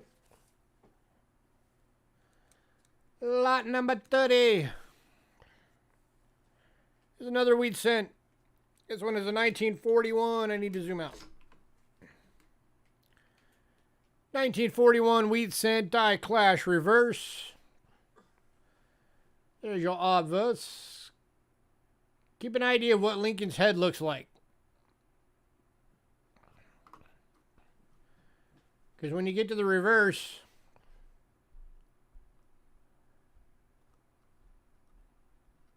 You can barely see it. Like that. okay, the light's wanting to glare it out right at the moment. But there we go. You can see better out in this direction. If you can see my pointer, there's the curve line coming in, back out, around.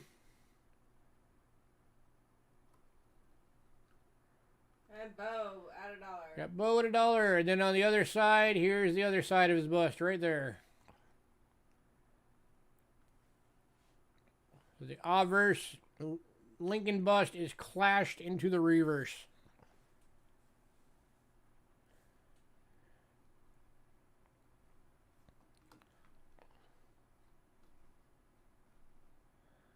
Looking for 2. Tried to look to see if you can see the wheat ears at all on the obverse as well. A little bit right there.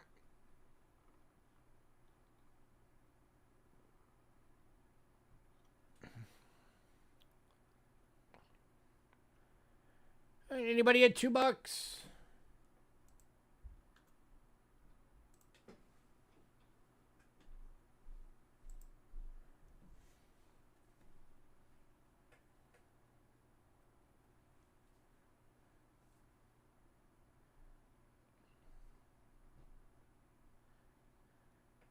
All right, we got Bo at $1 going once. Bo's at like the coin dollar store right now. Right. Going twice.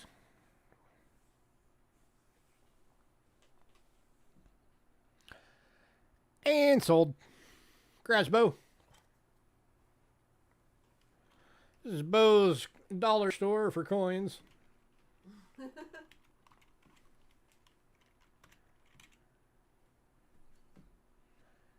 Next up,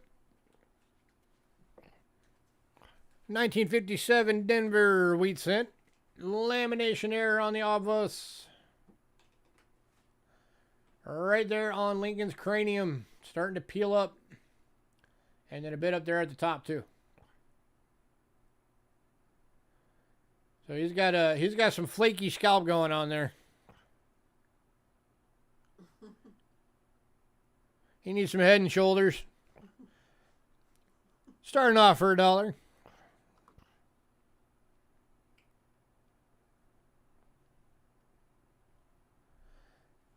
Cindy says die chipping the 5 as well.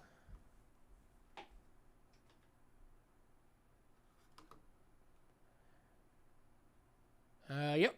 Right there in the top corner. Boom. Any takers? Looking for $1 opening bid. Lamb error.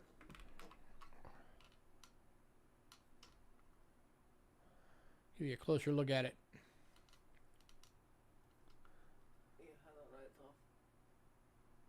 There you go. So you can see his entire, that whole section peeling up. And then up there. And then up at the rim as well.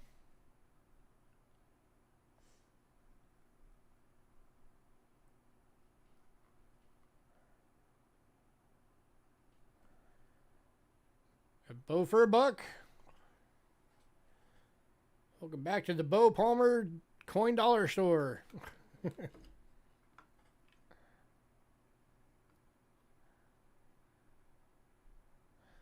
Looking for 2.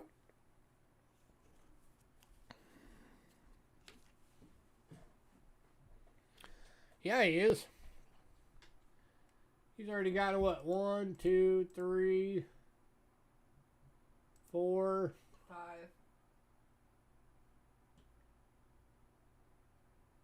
5, 6 coins at $1. Oh. No, he's gotten more than that, but just the ones at $1 so far, he's already gotten 6. This will be 7 if nobody else bids. All right, Bo at $1 going once.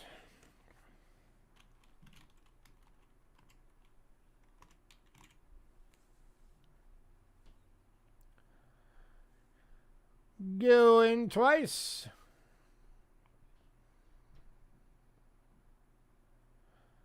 And sold. And I just realized a little bit of lamb on his cheek too. Right there. Got our ass Bo. So that's 7 for Bo for $1 now. Alright, lot number 32. 1949 Denver wheat cent die clash reverse.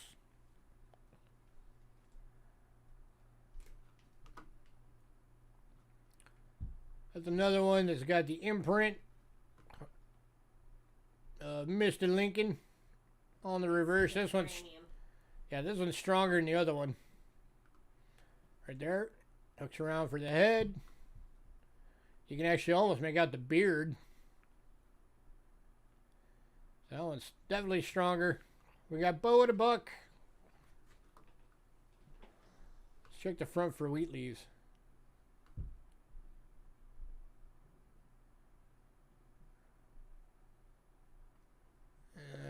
Maybe faint.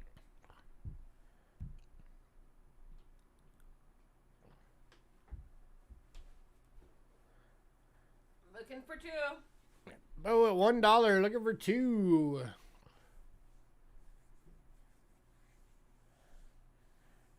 Got another nickel coming up next.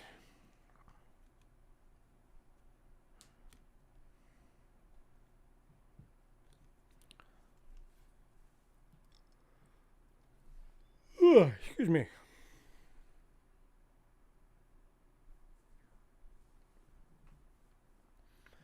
All right, I'm just going to call a sold to Bo for $1. Congrats, Bo.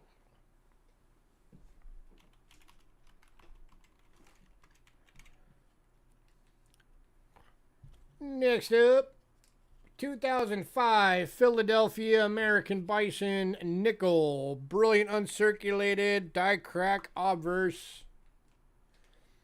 This was actually one of the first die cracks I ever found. It's hard to see it. It actually does start at the rim and follows all the way through his cheek to the end of his chin. And there are versions out there that go all the way across to the other side for a giant retained cud. This one is not the giant retained cud. It's just a really big die crack. Again, brilliant uncirculated nickel. American Bison. Got Bo at $1, looking for 2.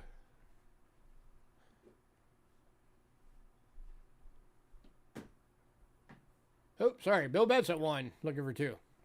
I got so used to saying Bo. Bill Betts at $1, looking for 2.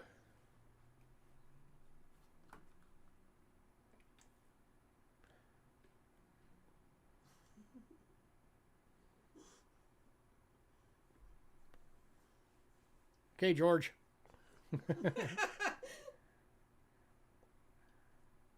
Peanut.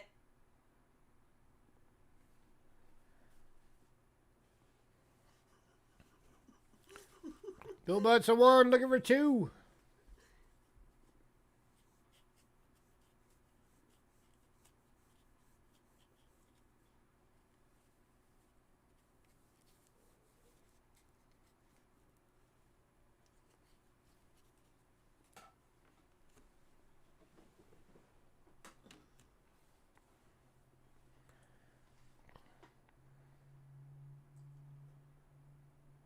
Oh no.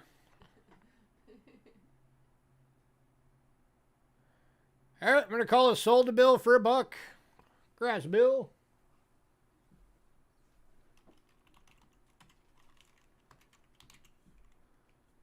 Which takes us to the 1979 dime with the die crack. 1979. And the die crack is going from the leaf to the torch.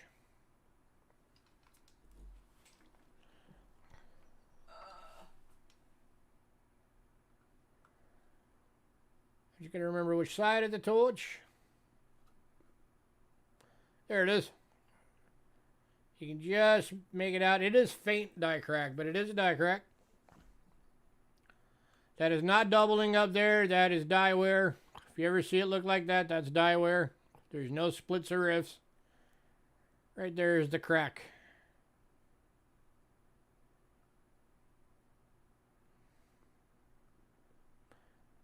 And it's slightly starting to form on this side as well.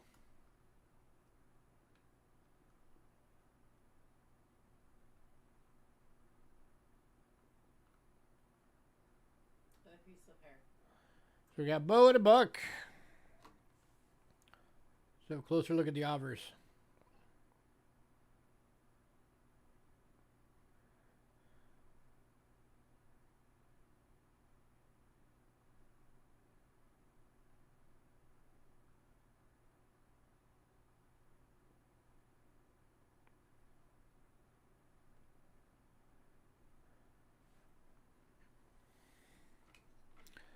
Going up.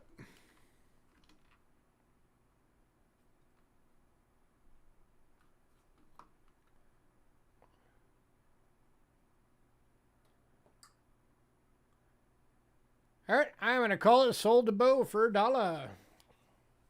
Congrats, Bo.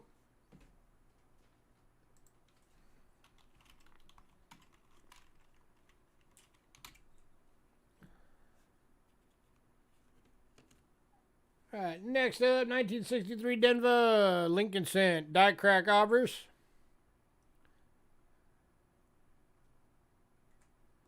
This would be like an AU red.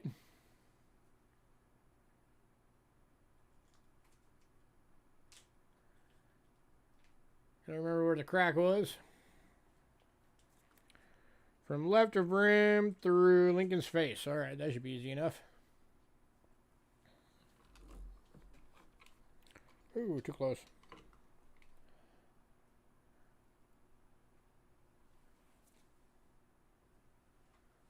Oh yeah, there it is. Starts at the rim, right at the L. Follows along. Through his head. Through his face. Up through his forehead. Up through his forehead. Missing his eye. Yep, just missed his eyeball. He still got his vision.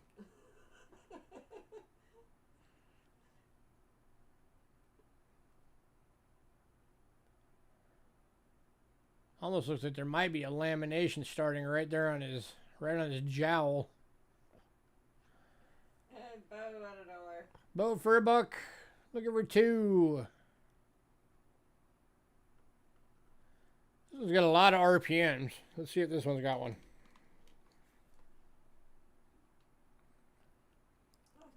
There's like, what, 20 some odd different ones?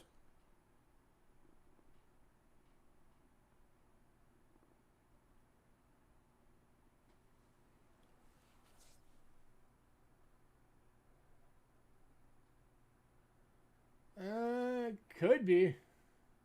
I've always sucked at telling the weaker RPMs.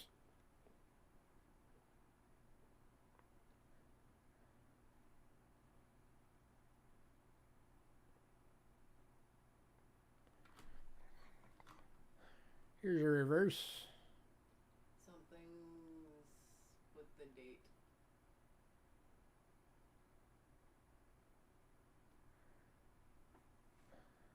I'll come back to it in a sec.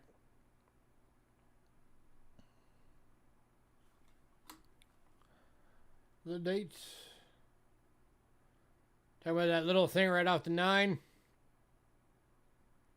Yeah, it's a little die chip.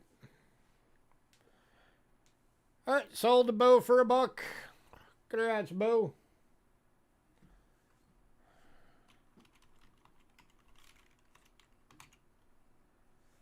Which brings us to the 1994 Denver Lincoln Cent.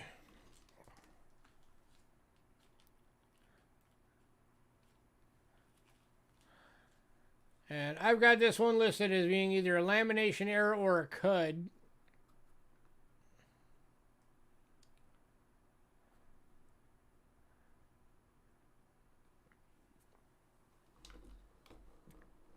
Because depending on what direction you look at it, it could go either way.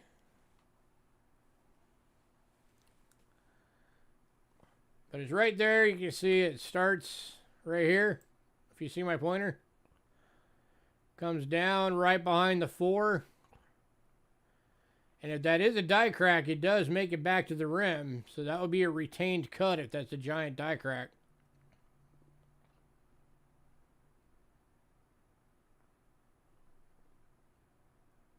But then right there, it looks like it's got a lamination issue. So it might actually be both.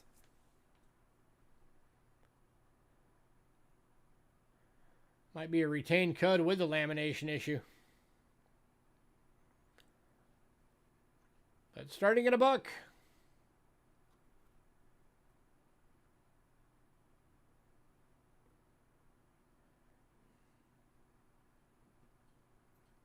$1.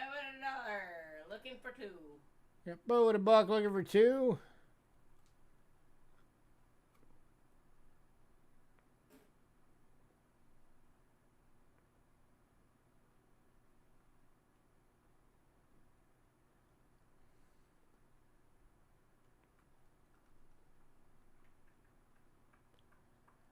Lady Jacks, if you're still out there, we do have a Mercury dime coming up here in a little bit. With a variety. Actually, 2 varieties. 1 on each side.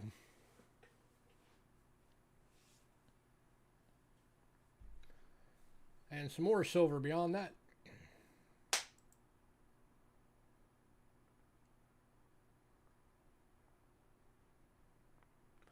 Alright, we're going to go sold the bow for $1.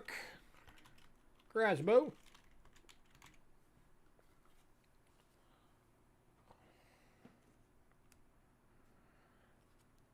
And we are going to move on to Homestead Quarter number 3. It's another 2015 D with the DDR.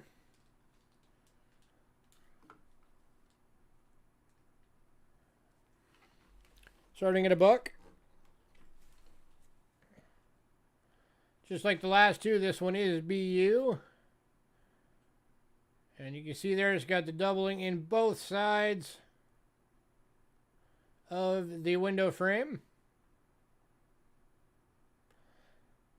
Top and bottom.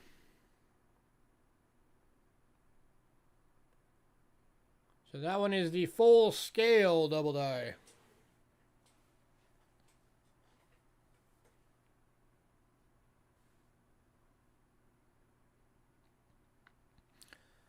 Got bow at $1.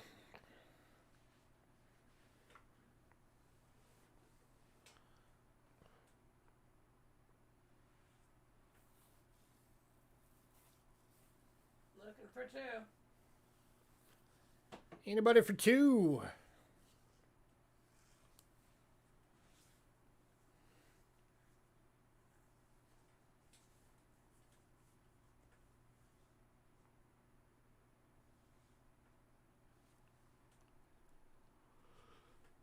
Ugh.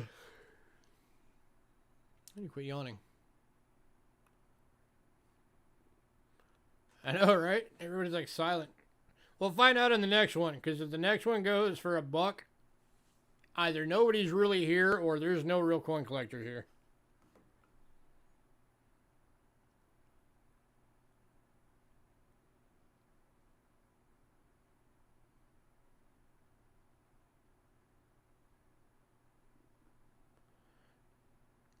Oh, and bow. All right, we're going to call sold the bow. Going to bow for $1.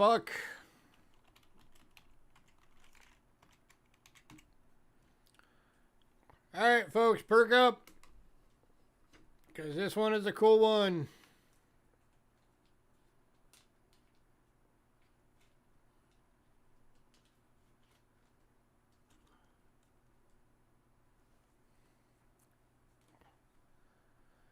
$1994 Philadelphia dime.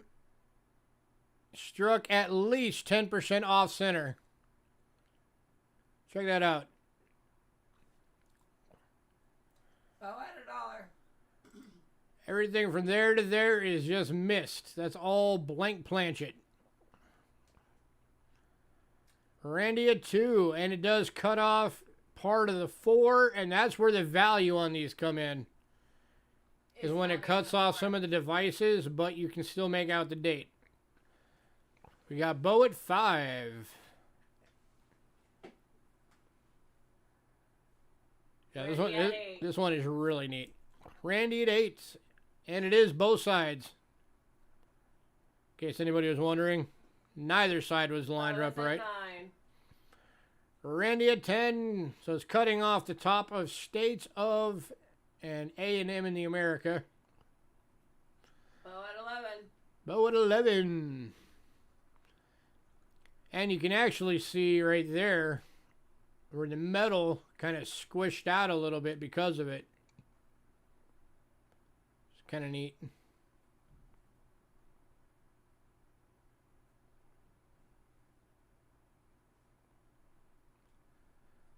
And full split band. This one might be submitting worthy. Got bow at 11, looking for 12.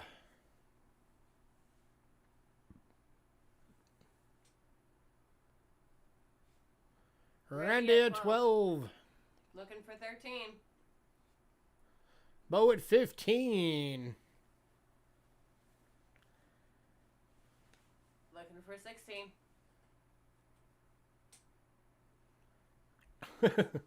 Randy's out. Got Bo at 15. Looking for 16.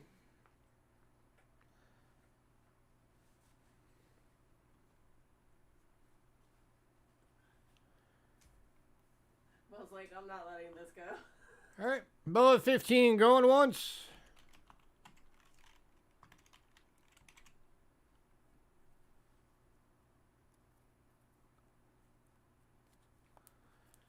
Going twice.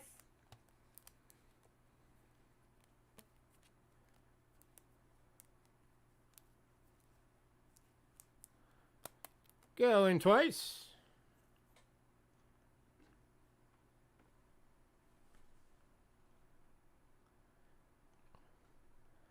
And sold on the thrice.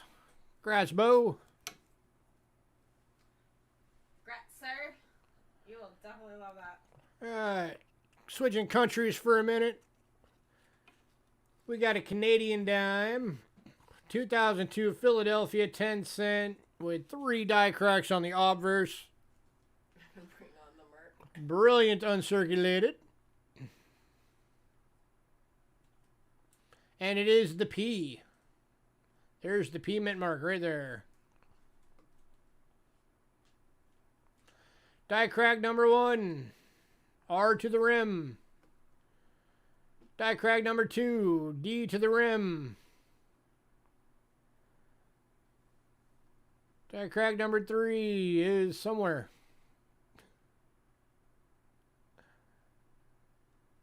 Where is it? I think it's 38.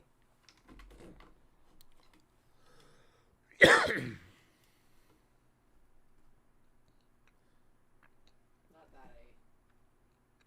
Looking for die crack number 3 real quick. But this one's starting at $1. There it is. It's coming off the B. There's die crack number 3.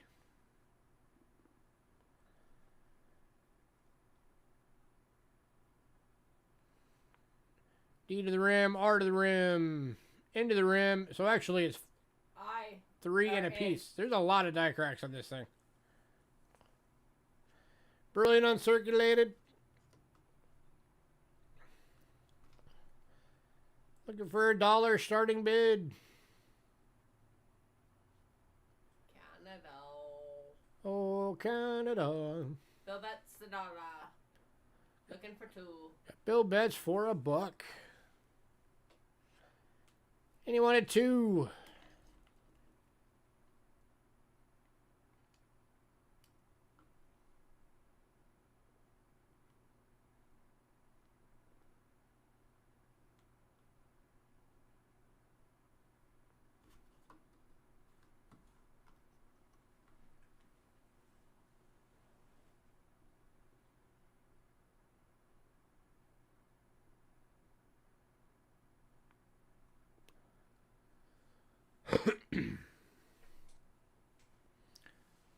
Anybody?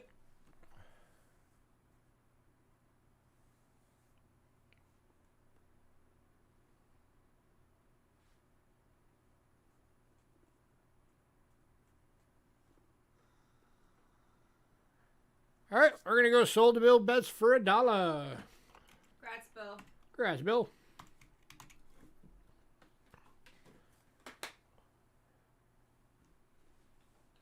And we're going to move on to Thailand because we got a 1957 50 Satang.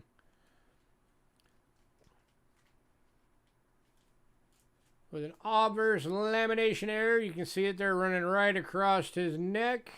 All the way down almost. That is a gigantic lam error.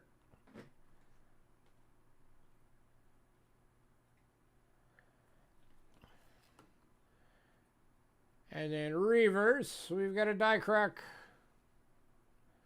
running from the rim all the way to the squiggly thing, the little banner thingy. And this is already identified for you guys. Hidden, it's got an elephant on it. If you're still here, it's got 2 elephants. It's not elephant. Actually, it's got 3. Elephant, elephant, and elephant. It's not elephant. Yeah, they are. Oh. Those are elephants. So 3 elephants, a die crack, and a lamination error on this coin. Jason at $1.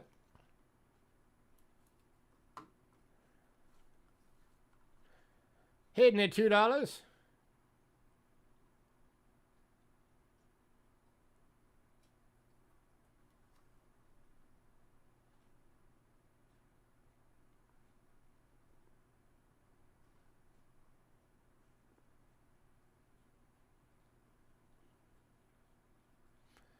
Jason out.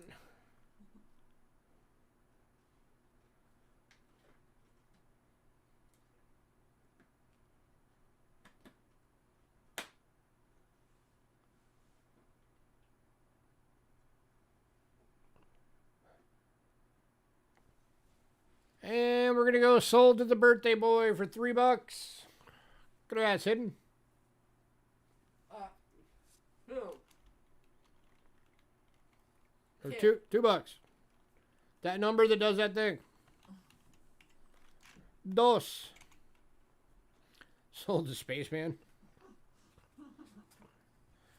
Alright, next up, this is another of the 2005s. Bison nickel with the die crack. Exact same die crack. And once again, looking for $1. Still brand uncirculated. Just like the other.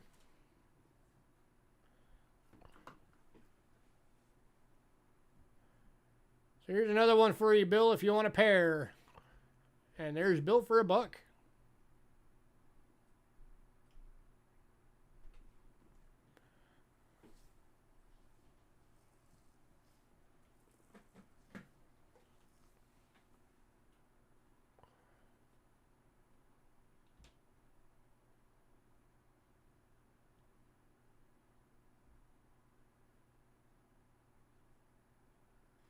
It looks like it might actually have a die crack from the tee to the rim.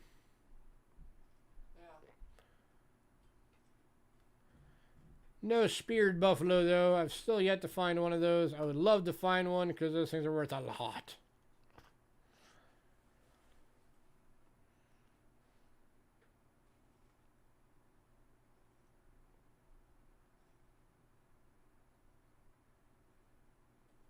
Have you found a speared yet?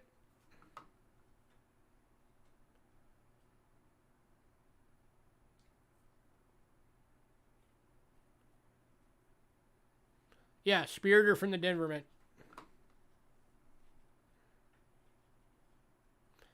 All right, we're going sold to Bill for $1. Congrats, Bill.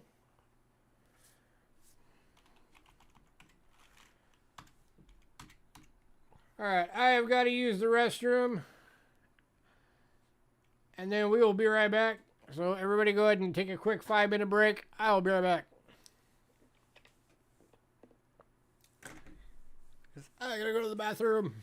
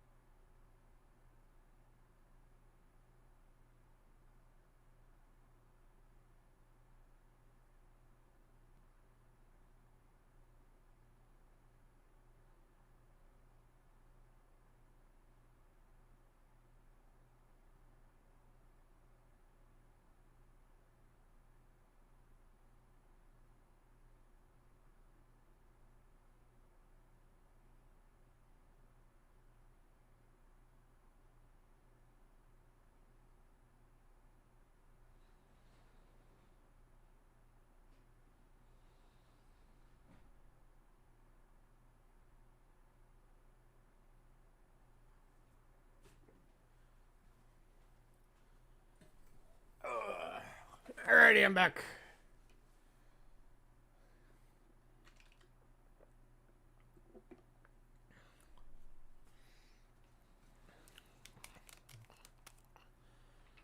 And we are on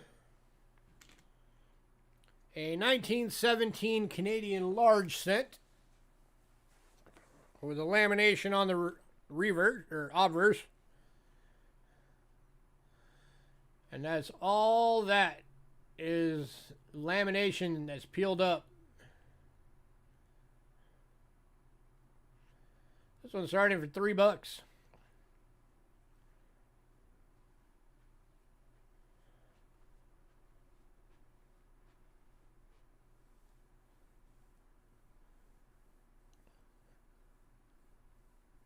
Lots of lamb error on that one. Is that a blender? What? I think it's supposed to be a person blowing cold air or something. Oh.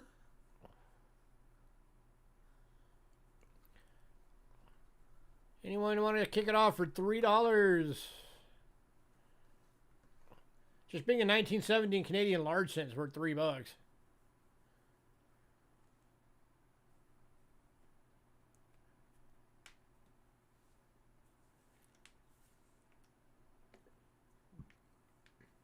Got Randy at 3. Came in right before Paul.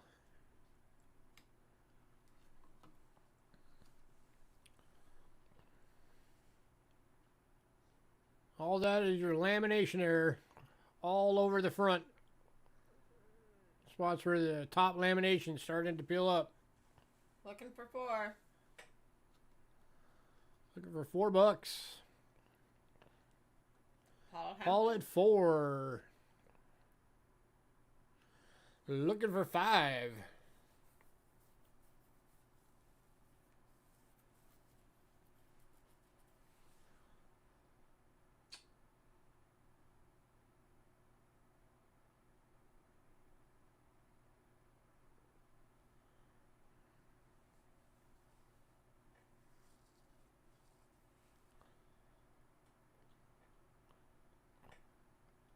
Paul Hampton, high bidder at 4, looking for 5.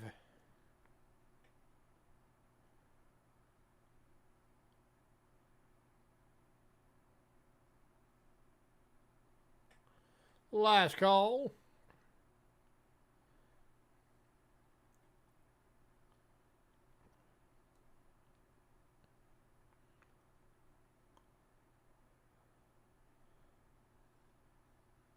Paul Hampton going once.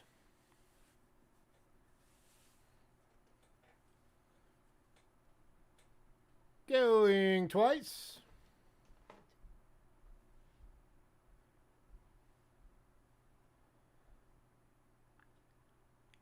And sold. Congrats, Paul.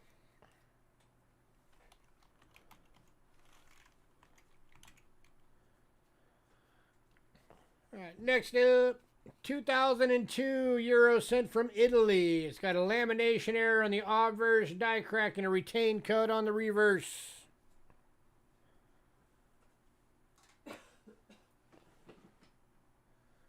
So this is the reverse. That is the retained cud. That's a big, thick die crack, retained cud. And then another big, thick die crack squiggling off that edge.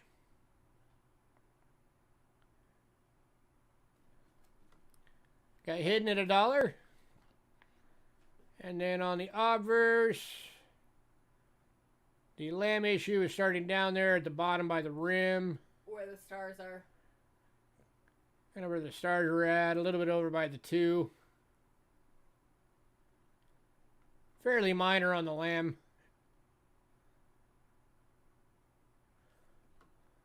But big in on that retained cud and the die crack.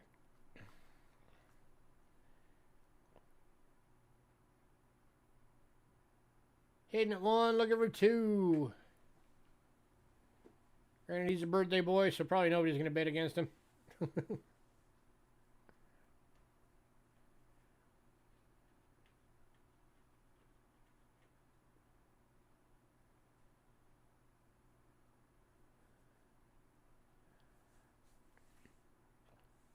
All right, we'll just go sold to hidden for $1. Congrats, hidden.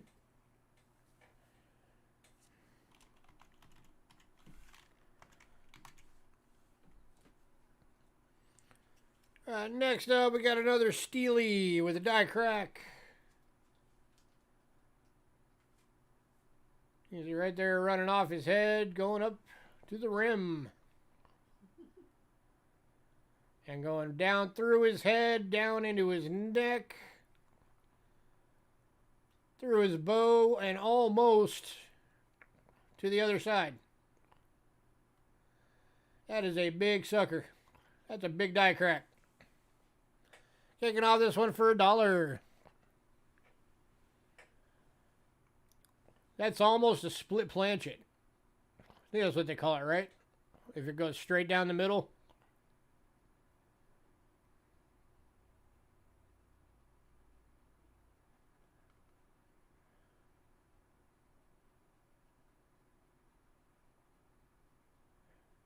Any takers for $1?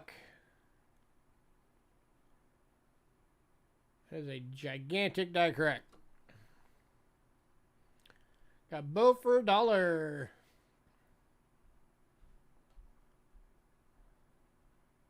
Looking for 2. Buckling die crack is what I think you're looking for. Bisecting die crack. Thank you.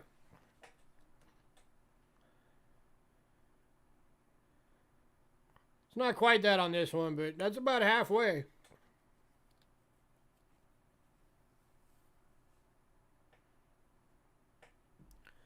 Got Bo Palmer at 1, looking for $2. Hey, Rich.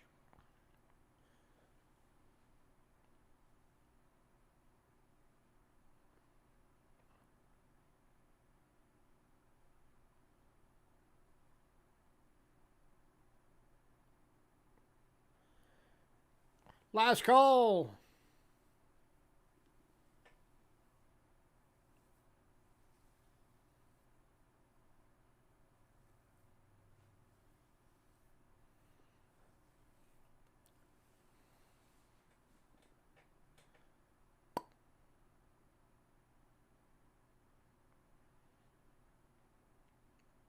That weird thing where I like to put my hair in my mouth. I'm just like.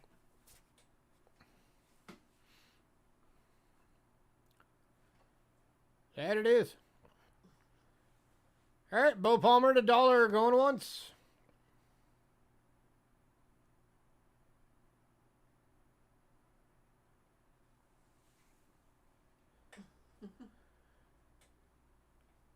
Going twice.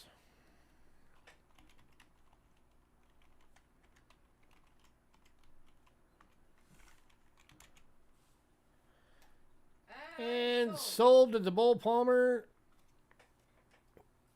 dollar coin shop. Next up, 2003 Lincoln Cent with a retained cut on the obverse. Brilliant uncirculated.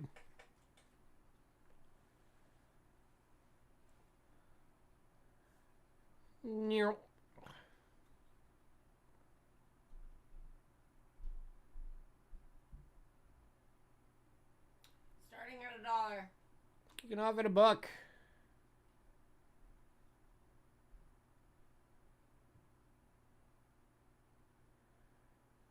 Jason at $1, looking for 2.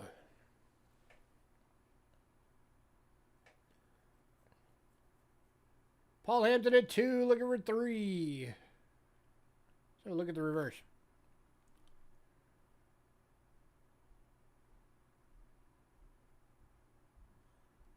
You can definitely tell it's been through a dryer.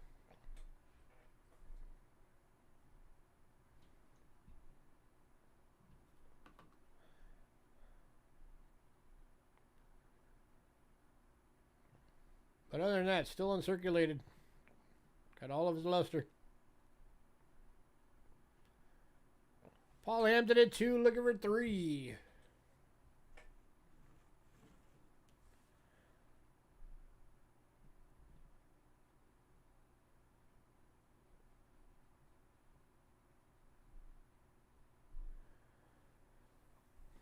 All right, got Paul Hampton at 2, going once.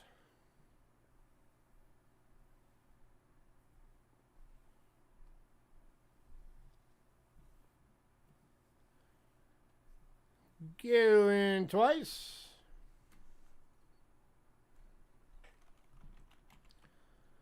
And sold.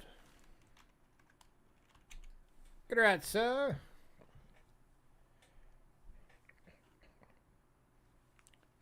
All right, the next one's a really cool one, and it's one of them that doesn't start at $1. It starts at $3. This is the 1907 New Orleans Barber Quarter. 90% silver and good. Retained cut on the obverse right there. And hidden's at 3. Hidden's at 3. Don't be afraid to bid him up, guys. It's not even a melt yet. Runs right up to the bust, across, down, across the star, and to the other rim. Jason at 5. Now we're a little bit above melt.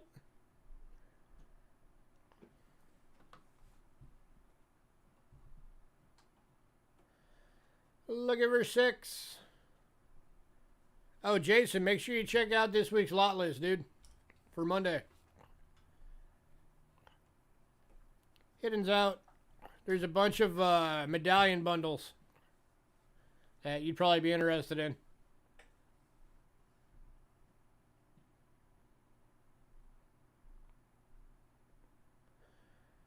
Sitting at $5, looking for 6.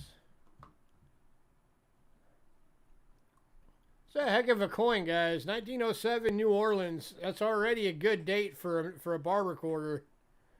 And a retained cut to boot.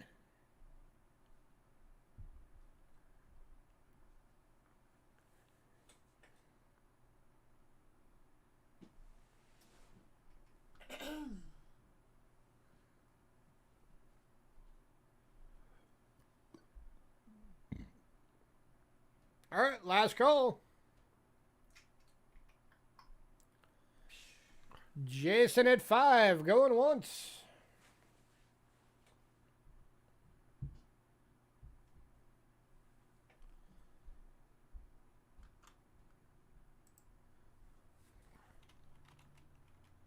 Going twice. Oh, wait, no, Randy. Oh, Randy just jumped in at 6.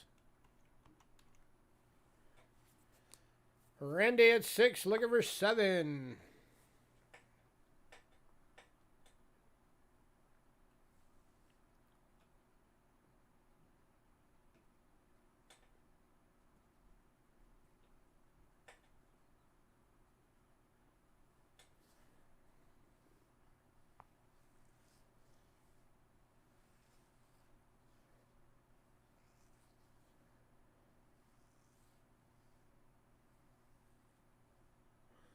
Paul Hampton at 7, looking for 8.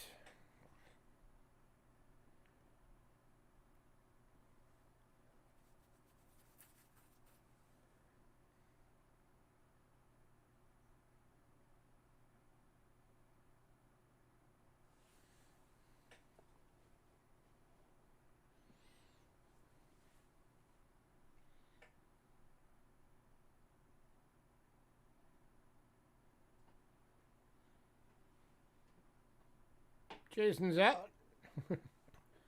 Paul saw something he liked.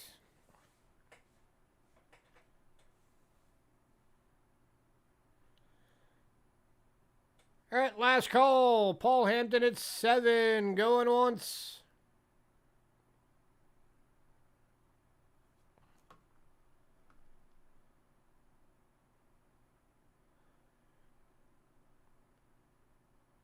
Going twice.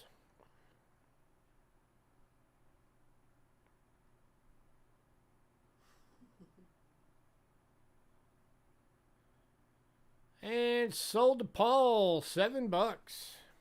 Congrats, Paul.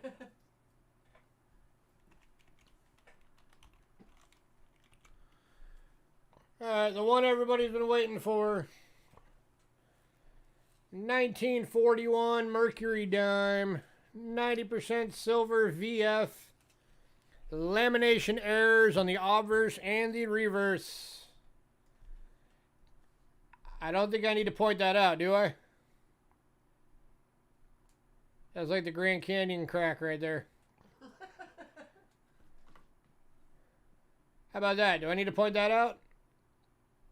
That's almost all the way around. Paul Hampton's at 10. Paul Hampton at 10. Paul's coming in strong. He's like, I want that coin. Gimme. That is a heck of a lamb error on both sides.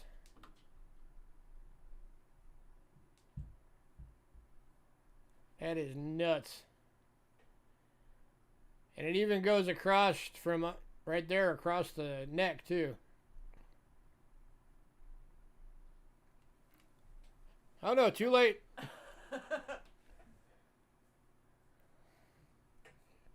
You're at 10, bro. Too late.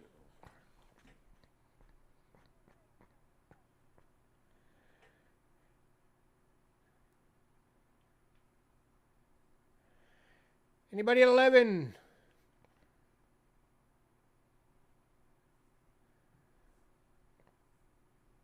That's just crazy. That goes almost all the way around the whole edge.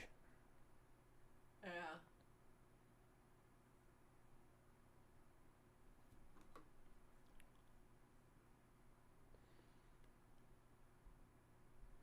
And same with the reverse. Reverse goes almost all the way around too. That was a crappily made planchet. It was about ready to shatter. All right.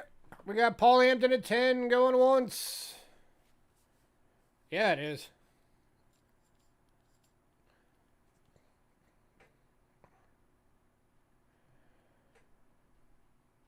Going twice.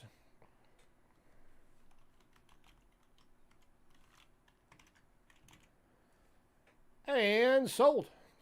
Congrats, Paul. Got some more silver for you. This one is the 1943 Canadian quarter, 80% silver. Die crack reverse. And Hidden's at $1. Hidden's at $1. Jason's at 2. There's the die crack coming off the 4 to the rim. Hidden at 3. We've reached melt.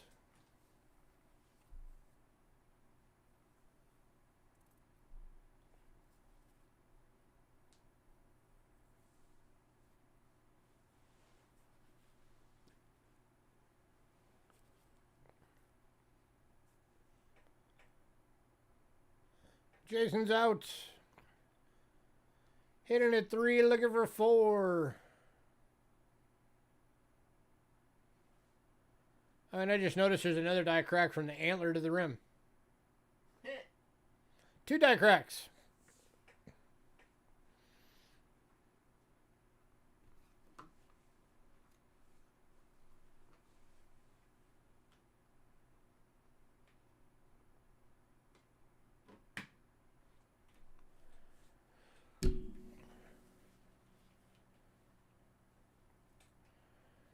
There we go. Hitting at 3, going once.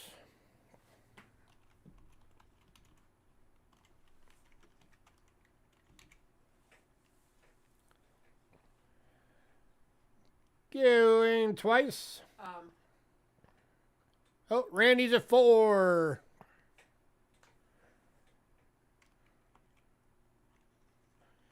Hidden's out.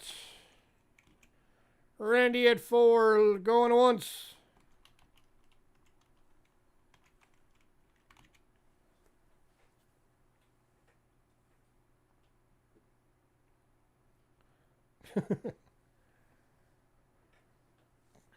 Going twice.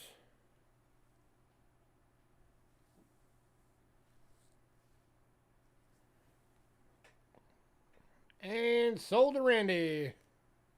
Congrats, Randy.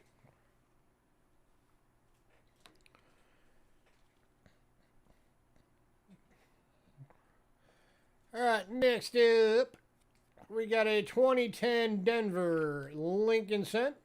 First year of the Shields. And we've got a strike through obverse right there. Looks like it was probably a piece of string or wire or something. Kind of cool.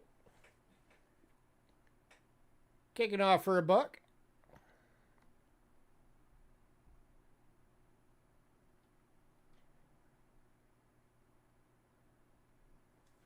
Yeah, given the straightness of it, I'd say probably a piece of wire got caught in there.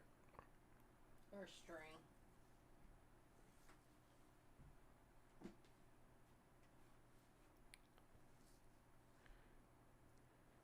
Anyone in for $1? For a strike through on a 2010.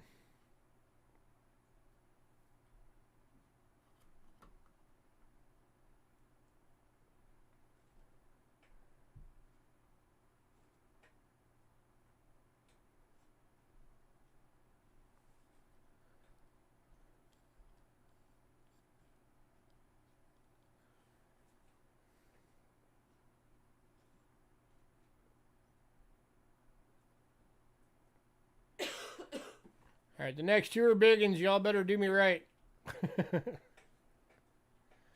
No letting them go for $1.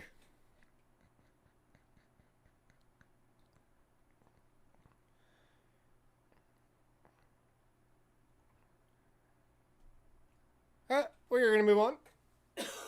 Nobody wants the other one. All right, next up. 1941 San Francisco nickel RPM S over S FS 502. Kicking off at $1. And hidden's at $1. And hidden's at $1.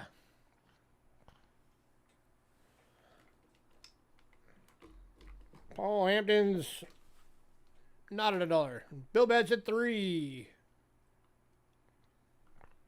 Paul Hampton at $5.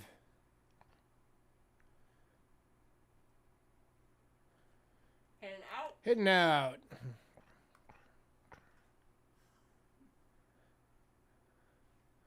Got Paul Hampton high bidder at $5, looking for $6. Get a little bit closer. Yeah.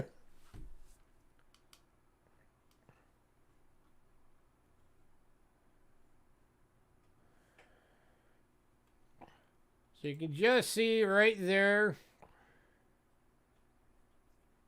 the second kind of bulby of the S, and then up there the second down mark, and then right there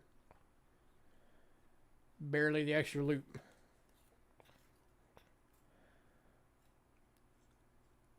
Jason's out. Jason's out. So we got Paul Hampton at $5 going once.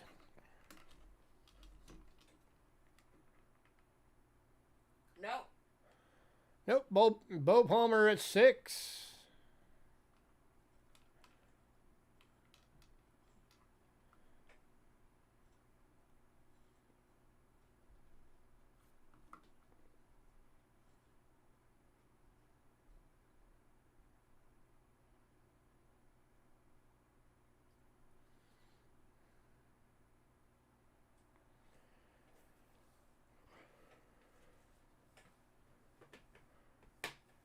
Paul Hampton out.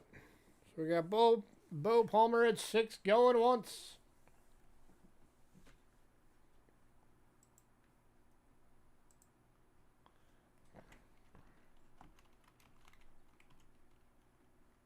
Going twice.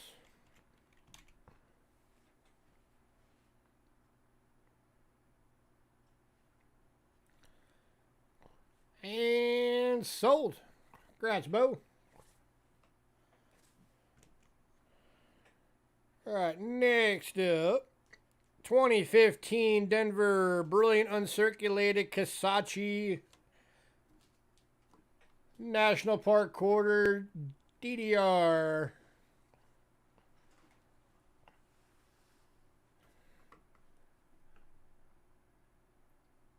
This is a known double die. and you're looking at the wing,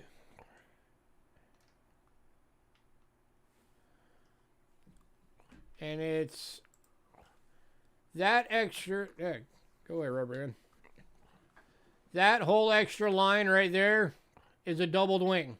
That line is not supposed to be there. That is a double die.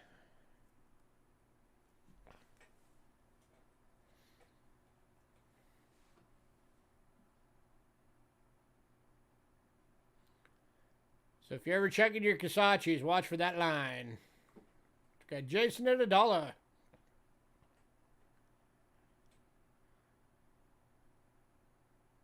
And you got a die crack on the neck. Right there. And it looks like his neck's about to break off. With a die chip. So you got a die chip and a broken neck. I didn't even notice that before. That's crazy. Poor bird. It broke during the doubling process. It was trying mitosis and it didn't work out for him.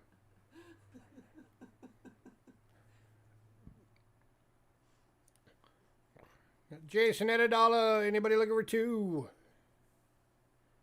For the failed mitosis bird. Cook it up for Thanksgiving. I don't know. It might turn you into a mutant.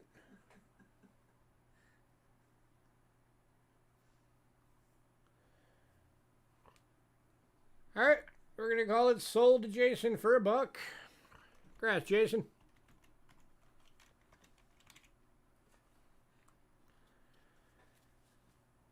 All right, folks, y'all better do me good on this one. I was nice enough to start it out at $1. It better not stay there.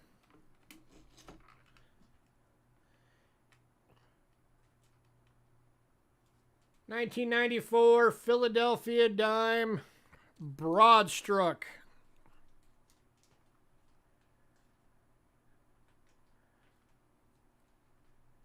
Brilliant uncirculated broadstruck dime.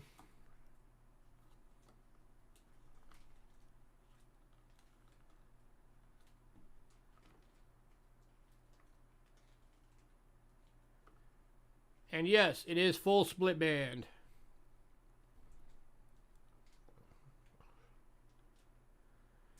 You can tell it's a broad strike because you have all of this that's super flat. And then you got flow lines going out to it.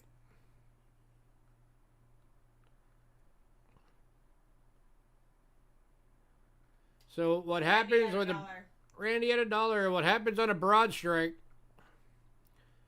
is the coin doesn't get in the collar right. So when the hammer die comes down and slams the planchet, it expands. It basically pancakes. Jason at 3. Randy at 5. Randy at 5. And this thing, by the way, is in a... I think that's a penny. Yeah, this isn't a penny holder. This is not in a dime holder. This dime is almost the size of a penny.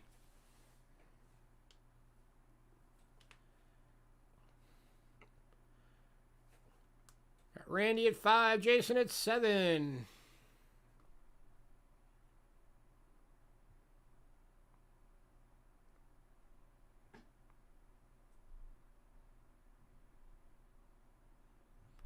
Oh yeah, this thing got splattered.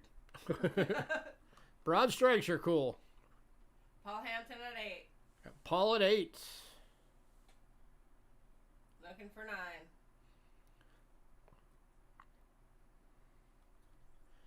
One of the coolest broad strikes I ever found. I actually ended up selling it to Joe Durbin. It was a Lincoln cent that was broad struck and it flattened out to the size of a nickel. It fully filled out a nickel holder. Jason at 10. Jason at 10. Looking for 11.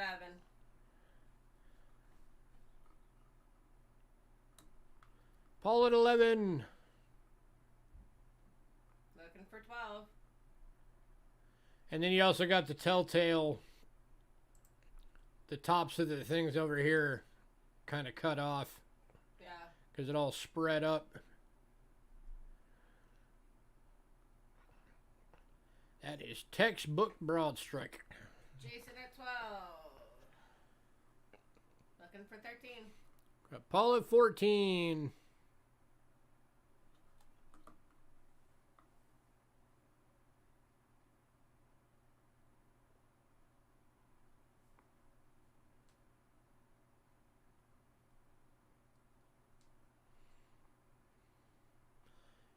Jason's out.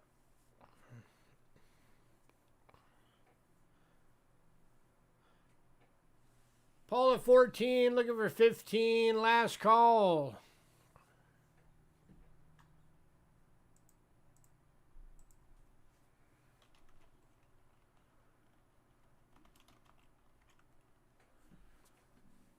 Got Paul at 14 going once.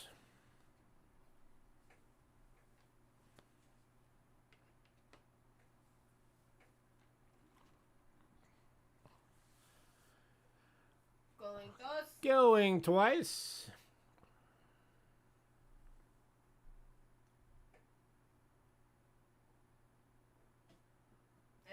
And sold. Congrats, Paul.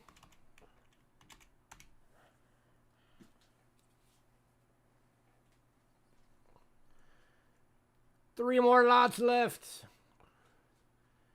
Next up, 2002 Denver Nickel Strike Through Reverse.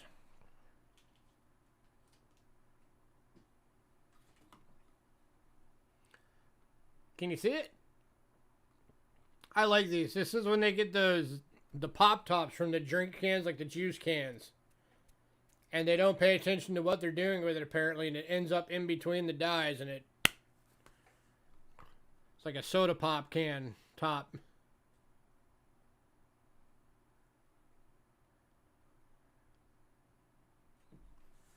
Starting at $1.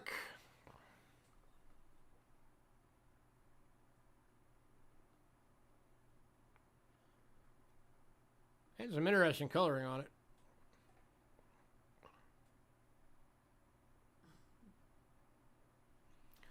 Bow at $1. Yeah, bow at $1. Looking for 2.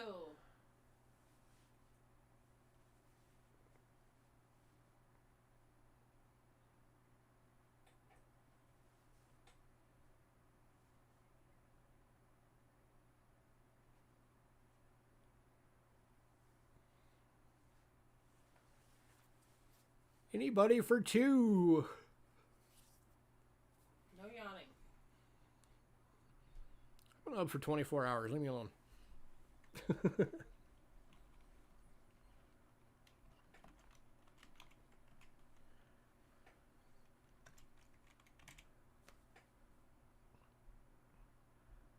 All right, we'll go sold to Bo for $1. Congrats, Bo. All right, second to last lot. The only token in the entire night.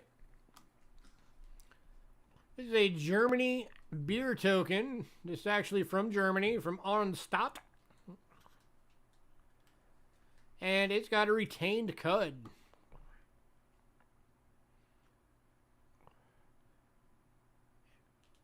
So it starts at that rim. Heading at $1. Hitting at $1. Runs right along. To eventually come down off the R back to the rim. So that's your cud. Hitting at 3. And then you got a secondary die crack running across the top. So kind of cool.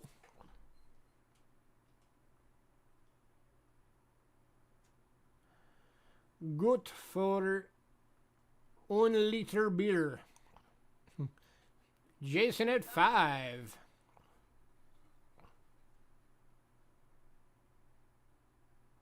Hofbrauhaus 29 Arnstadt. I'm sure I just butchered that.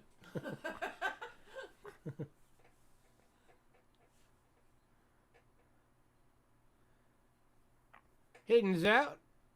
Got Jason at 5. Looking for 6.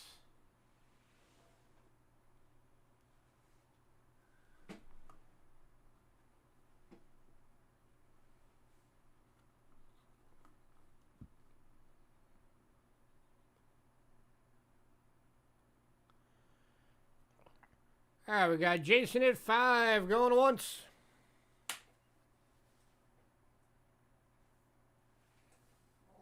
Dos.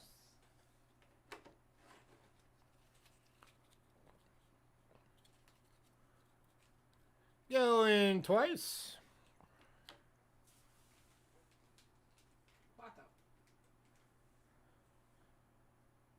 And sold on the thrice. Congrats, Jason.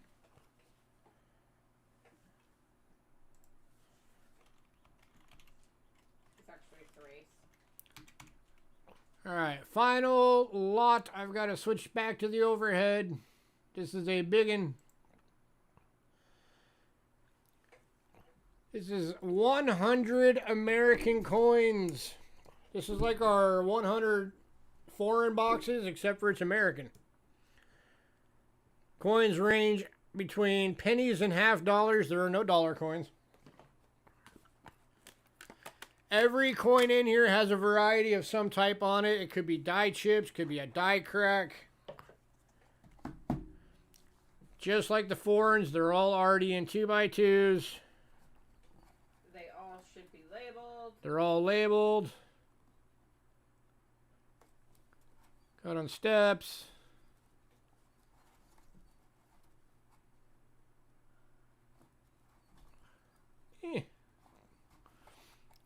There are actually a couple of Wheaties in here. And here's what I'm going to do because it's Black Friday to sweeten this thing up. I'm going to throw the 3 that didn't sell into it as well. So it's going to be 103. Call it 26. They were all labeled by me, yes sir. Paul at 26. Bo at 30. Let's see if I can find a couple that aren't pennies to show you guys. Like, here's a nickel. Call it 31. Bo at 40. Here's another nickel. 3 die chips, filled die reverse.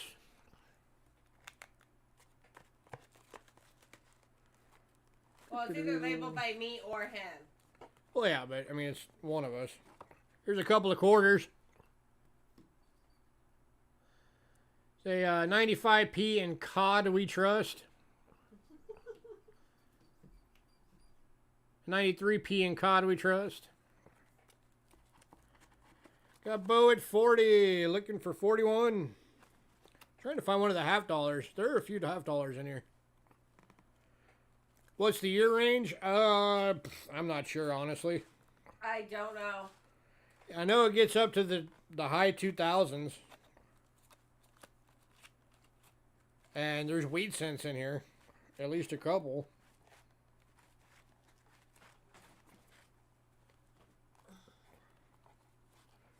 Here's another 2017p. That is as BU as it comes. Nope, no silver in this box. There's another 2017p. There's 3 more 2017ps. All BUs. Quarters.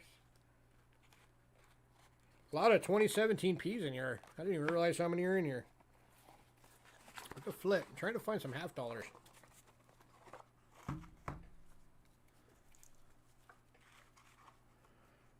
There we go. There's a $half.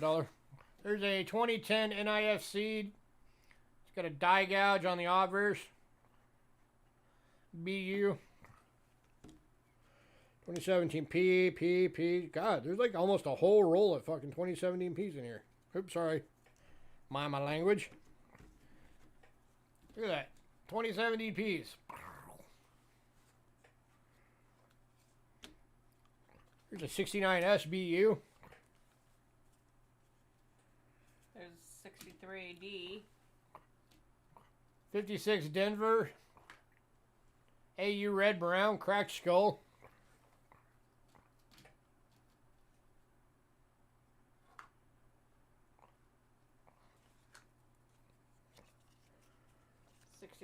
Crack Skull. 2 more of the Homestead doublings. Doubled windows. Crack skull D and P. Another quarter.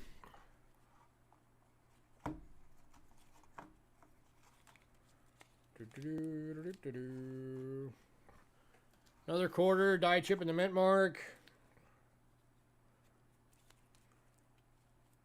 Floating roof. Here's a 2005 American Bison with some die chips. This one has a floating roof, the 1970S. 2009 Philadelphia BU Presidency die crack.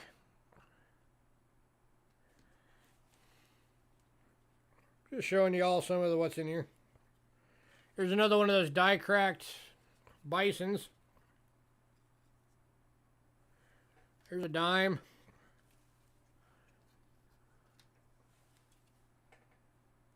Another 2009 Presidency die chip. 2018 die crack. In by the date, die crack in Apostle Islands. Another 2017 P. Anybody gonna go higher than 40?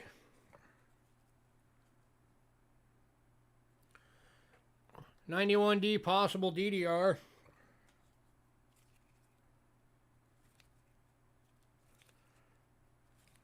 Bunch of stuff from the 60s and pennies.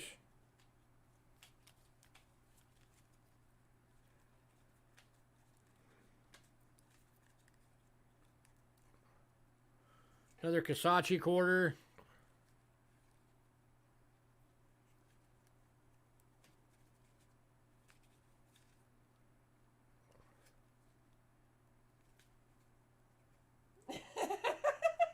Bo's like, sold. To me.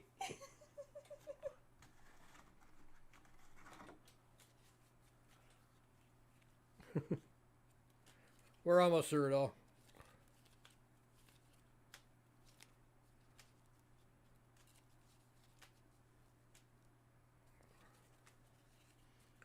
Quarter, nickel, quarter,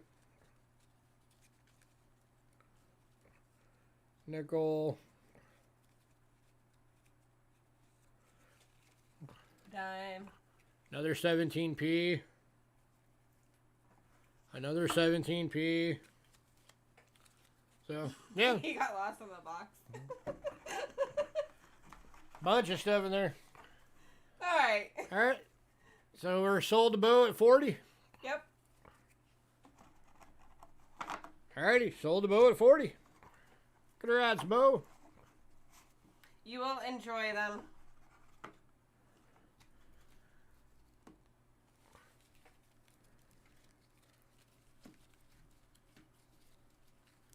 Thank you, everybody, for coming out and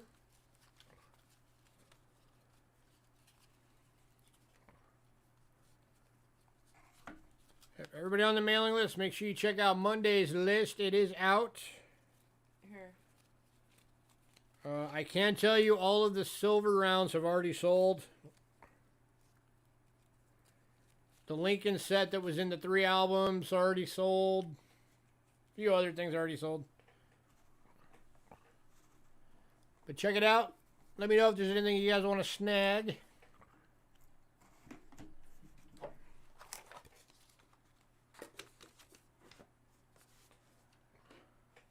Congrats to everybody who won stuff.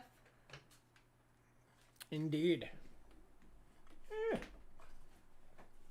Remember, 4 o'clock Monday, Arizona time. 5 o'clock Arizona time. No, 4. 5. 4. We went back. We went back up to 5. Oh, yeah. It's 4 o'clock Pacific, 7 Central. Oh, that. 5 Mountain. That. Okay. Or Sorry. 7 Eastern, 6 Central, 5 Mountain, 4 Pacific. There we go. Bo at 40. Huzzah. Got it marked. All right. Thank you, Cindy, All right. for helping. Yeah, thanks, Cindy, for helping out. We appreciate it. Thank you, everybody, for coming out and hanging out with us. Everybody have a great night. We are invoicing. Yes, you do. And again, just a reminder to everybody, we have not shipped anything. So if you already had packages with space, your stuff's just going to go in those. So, all right, everybody have a great night.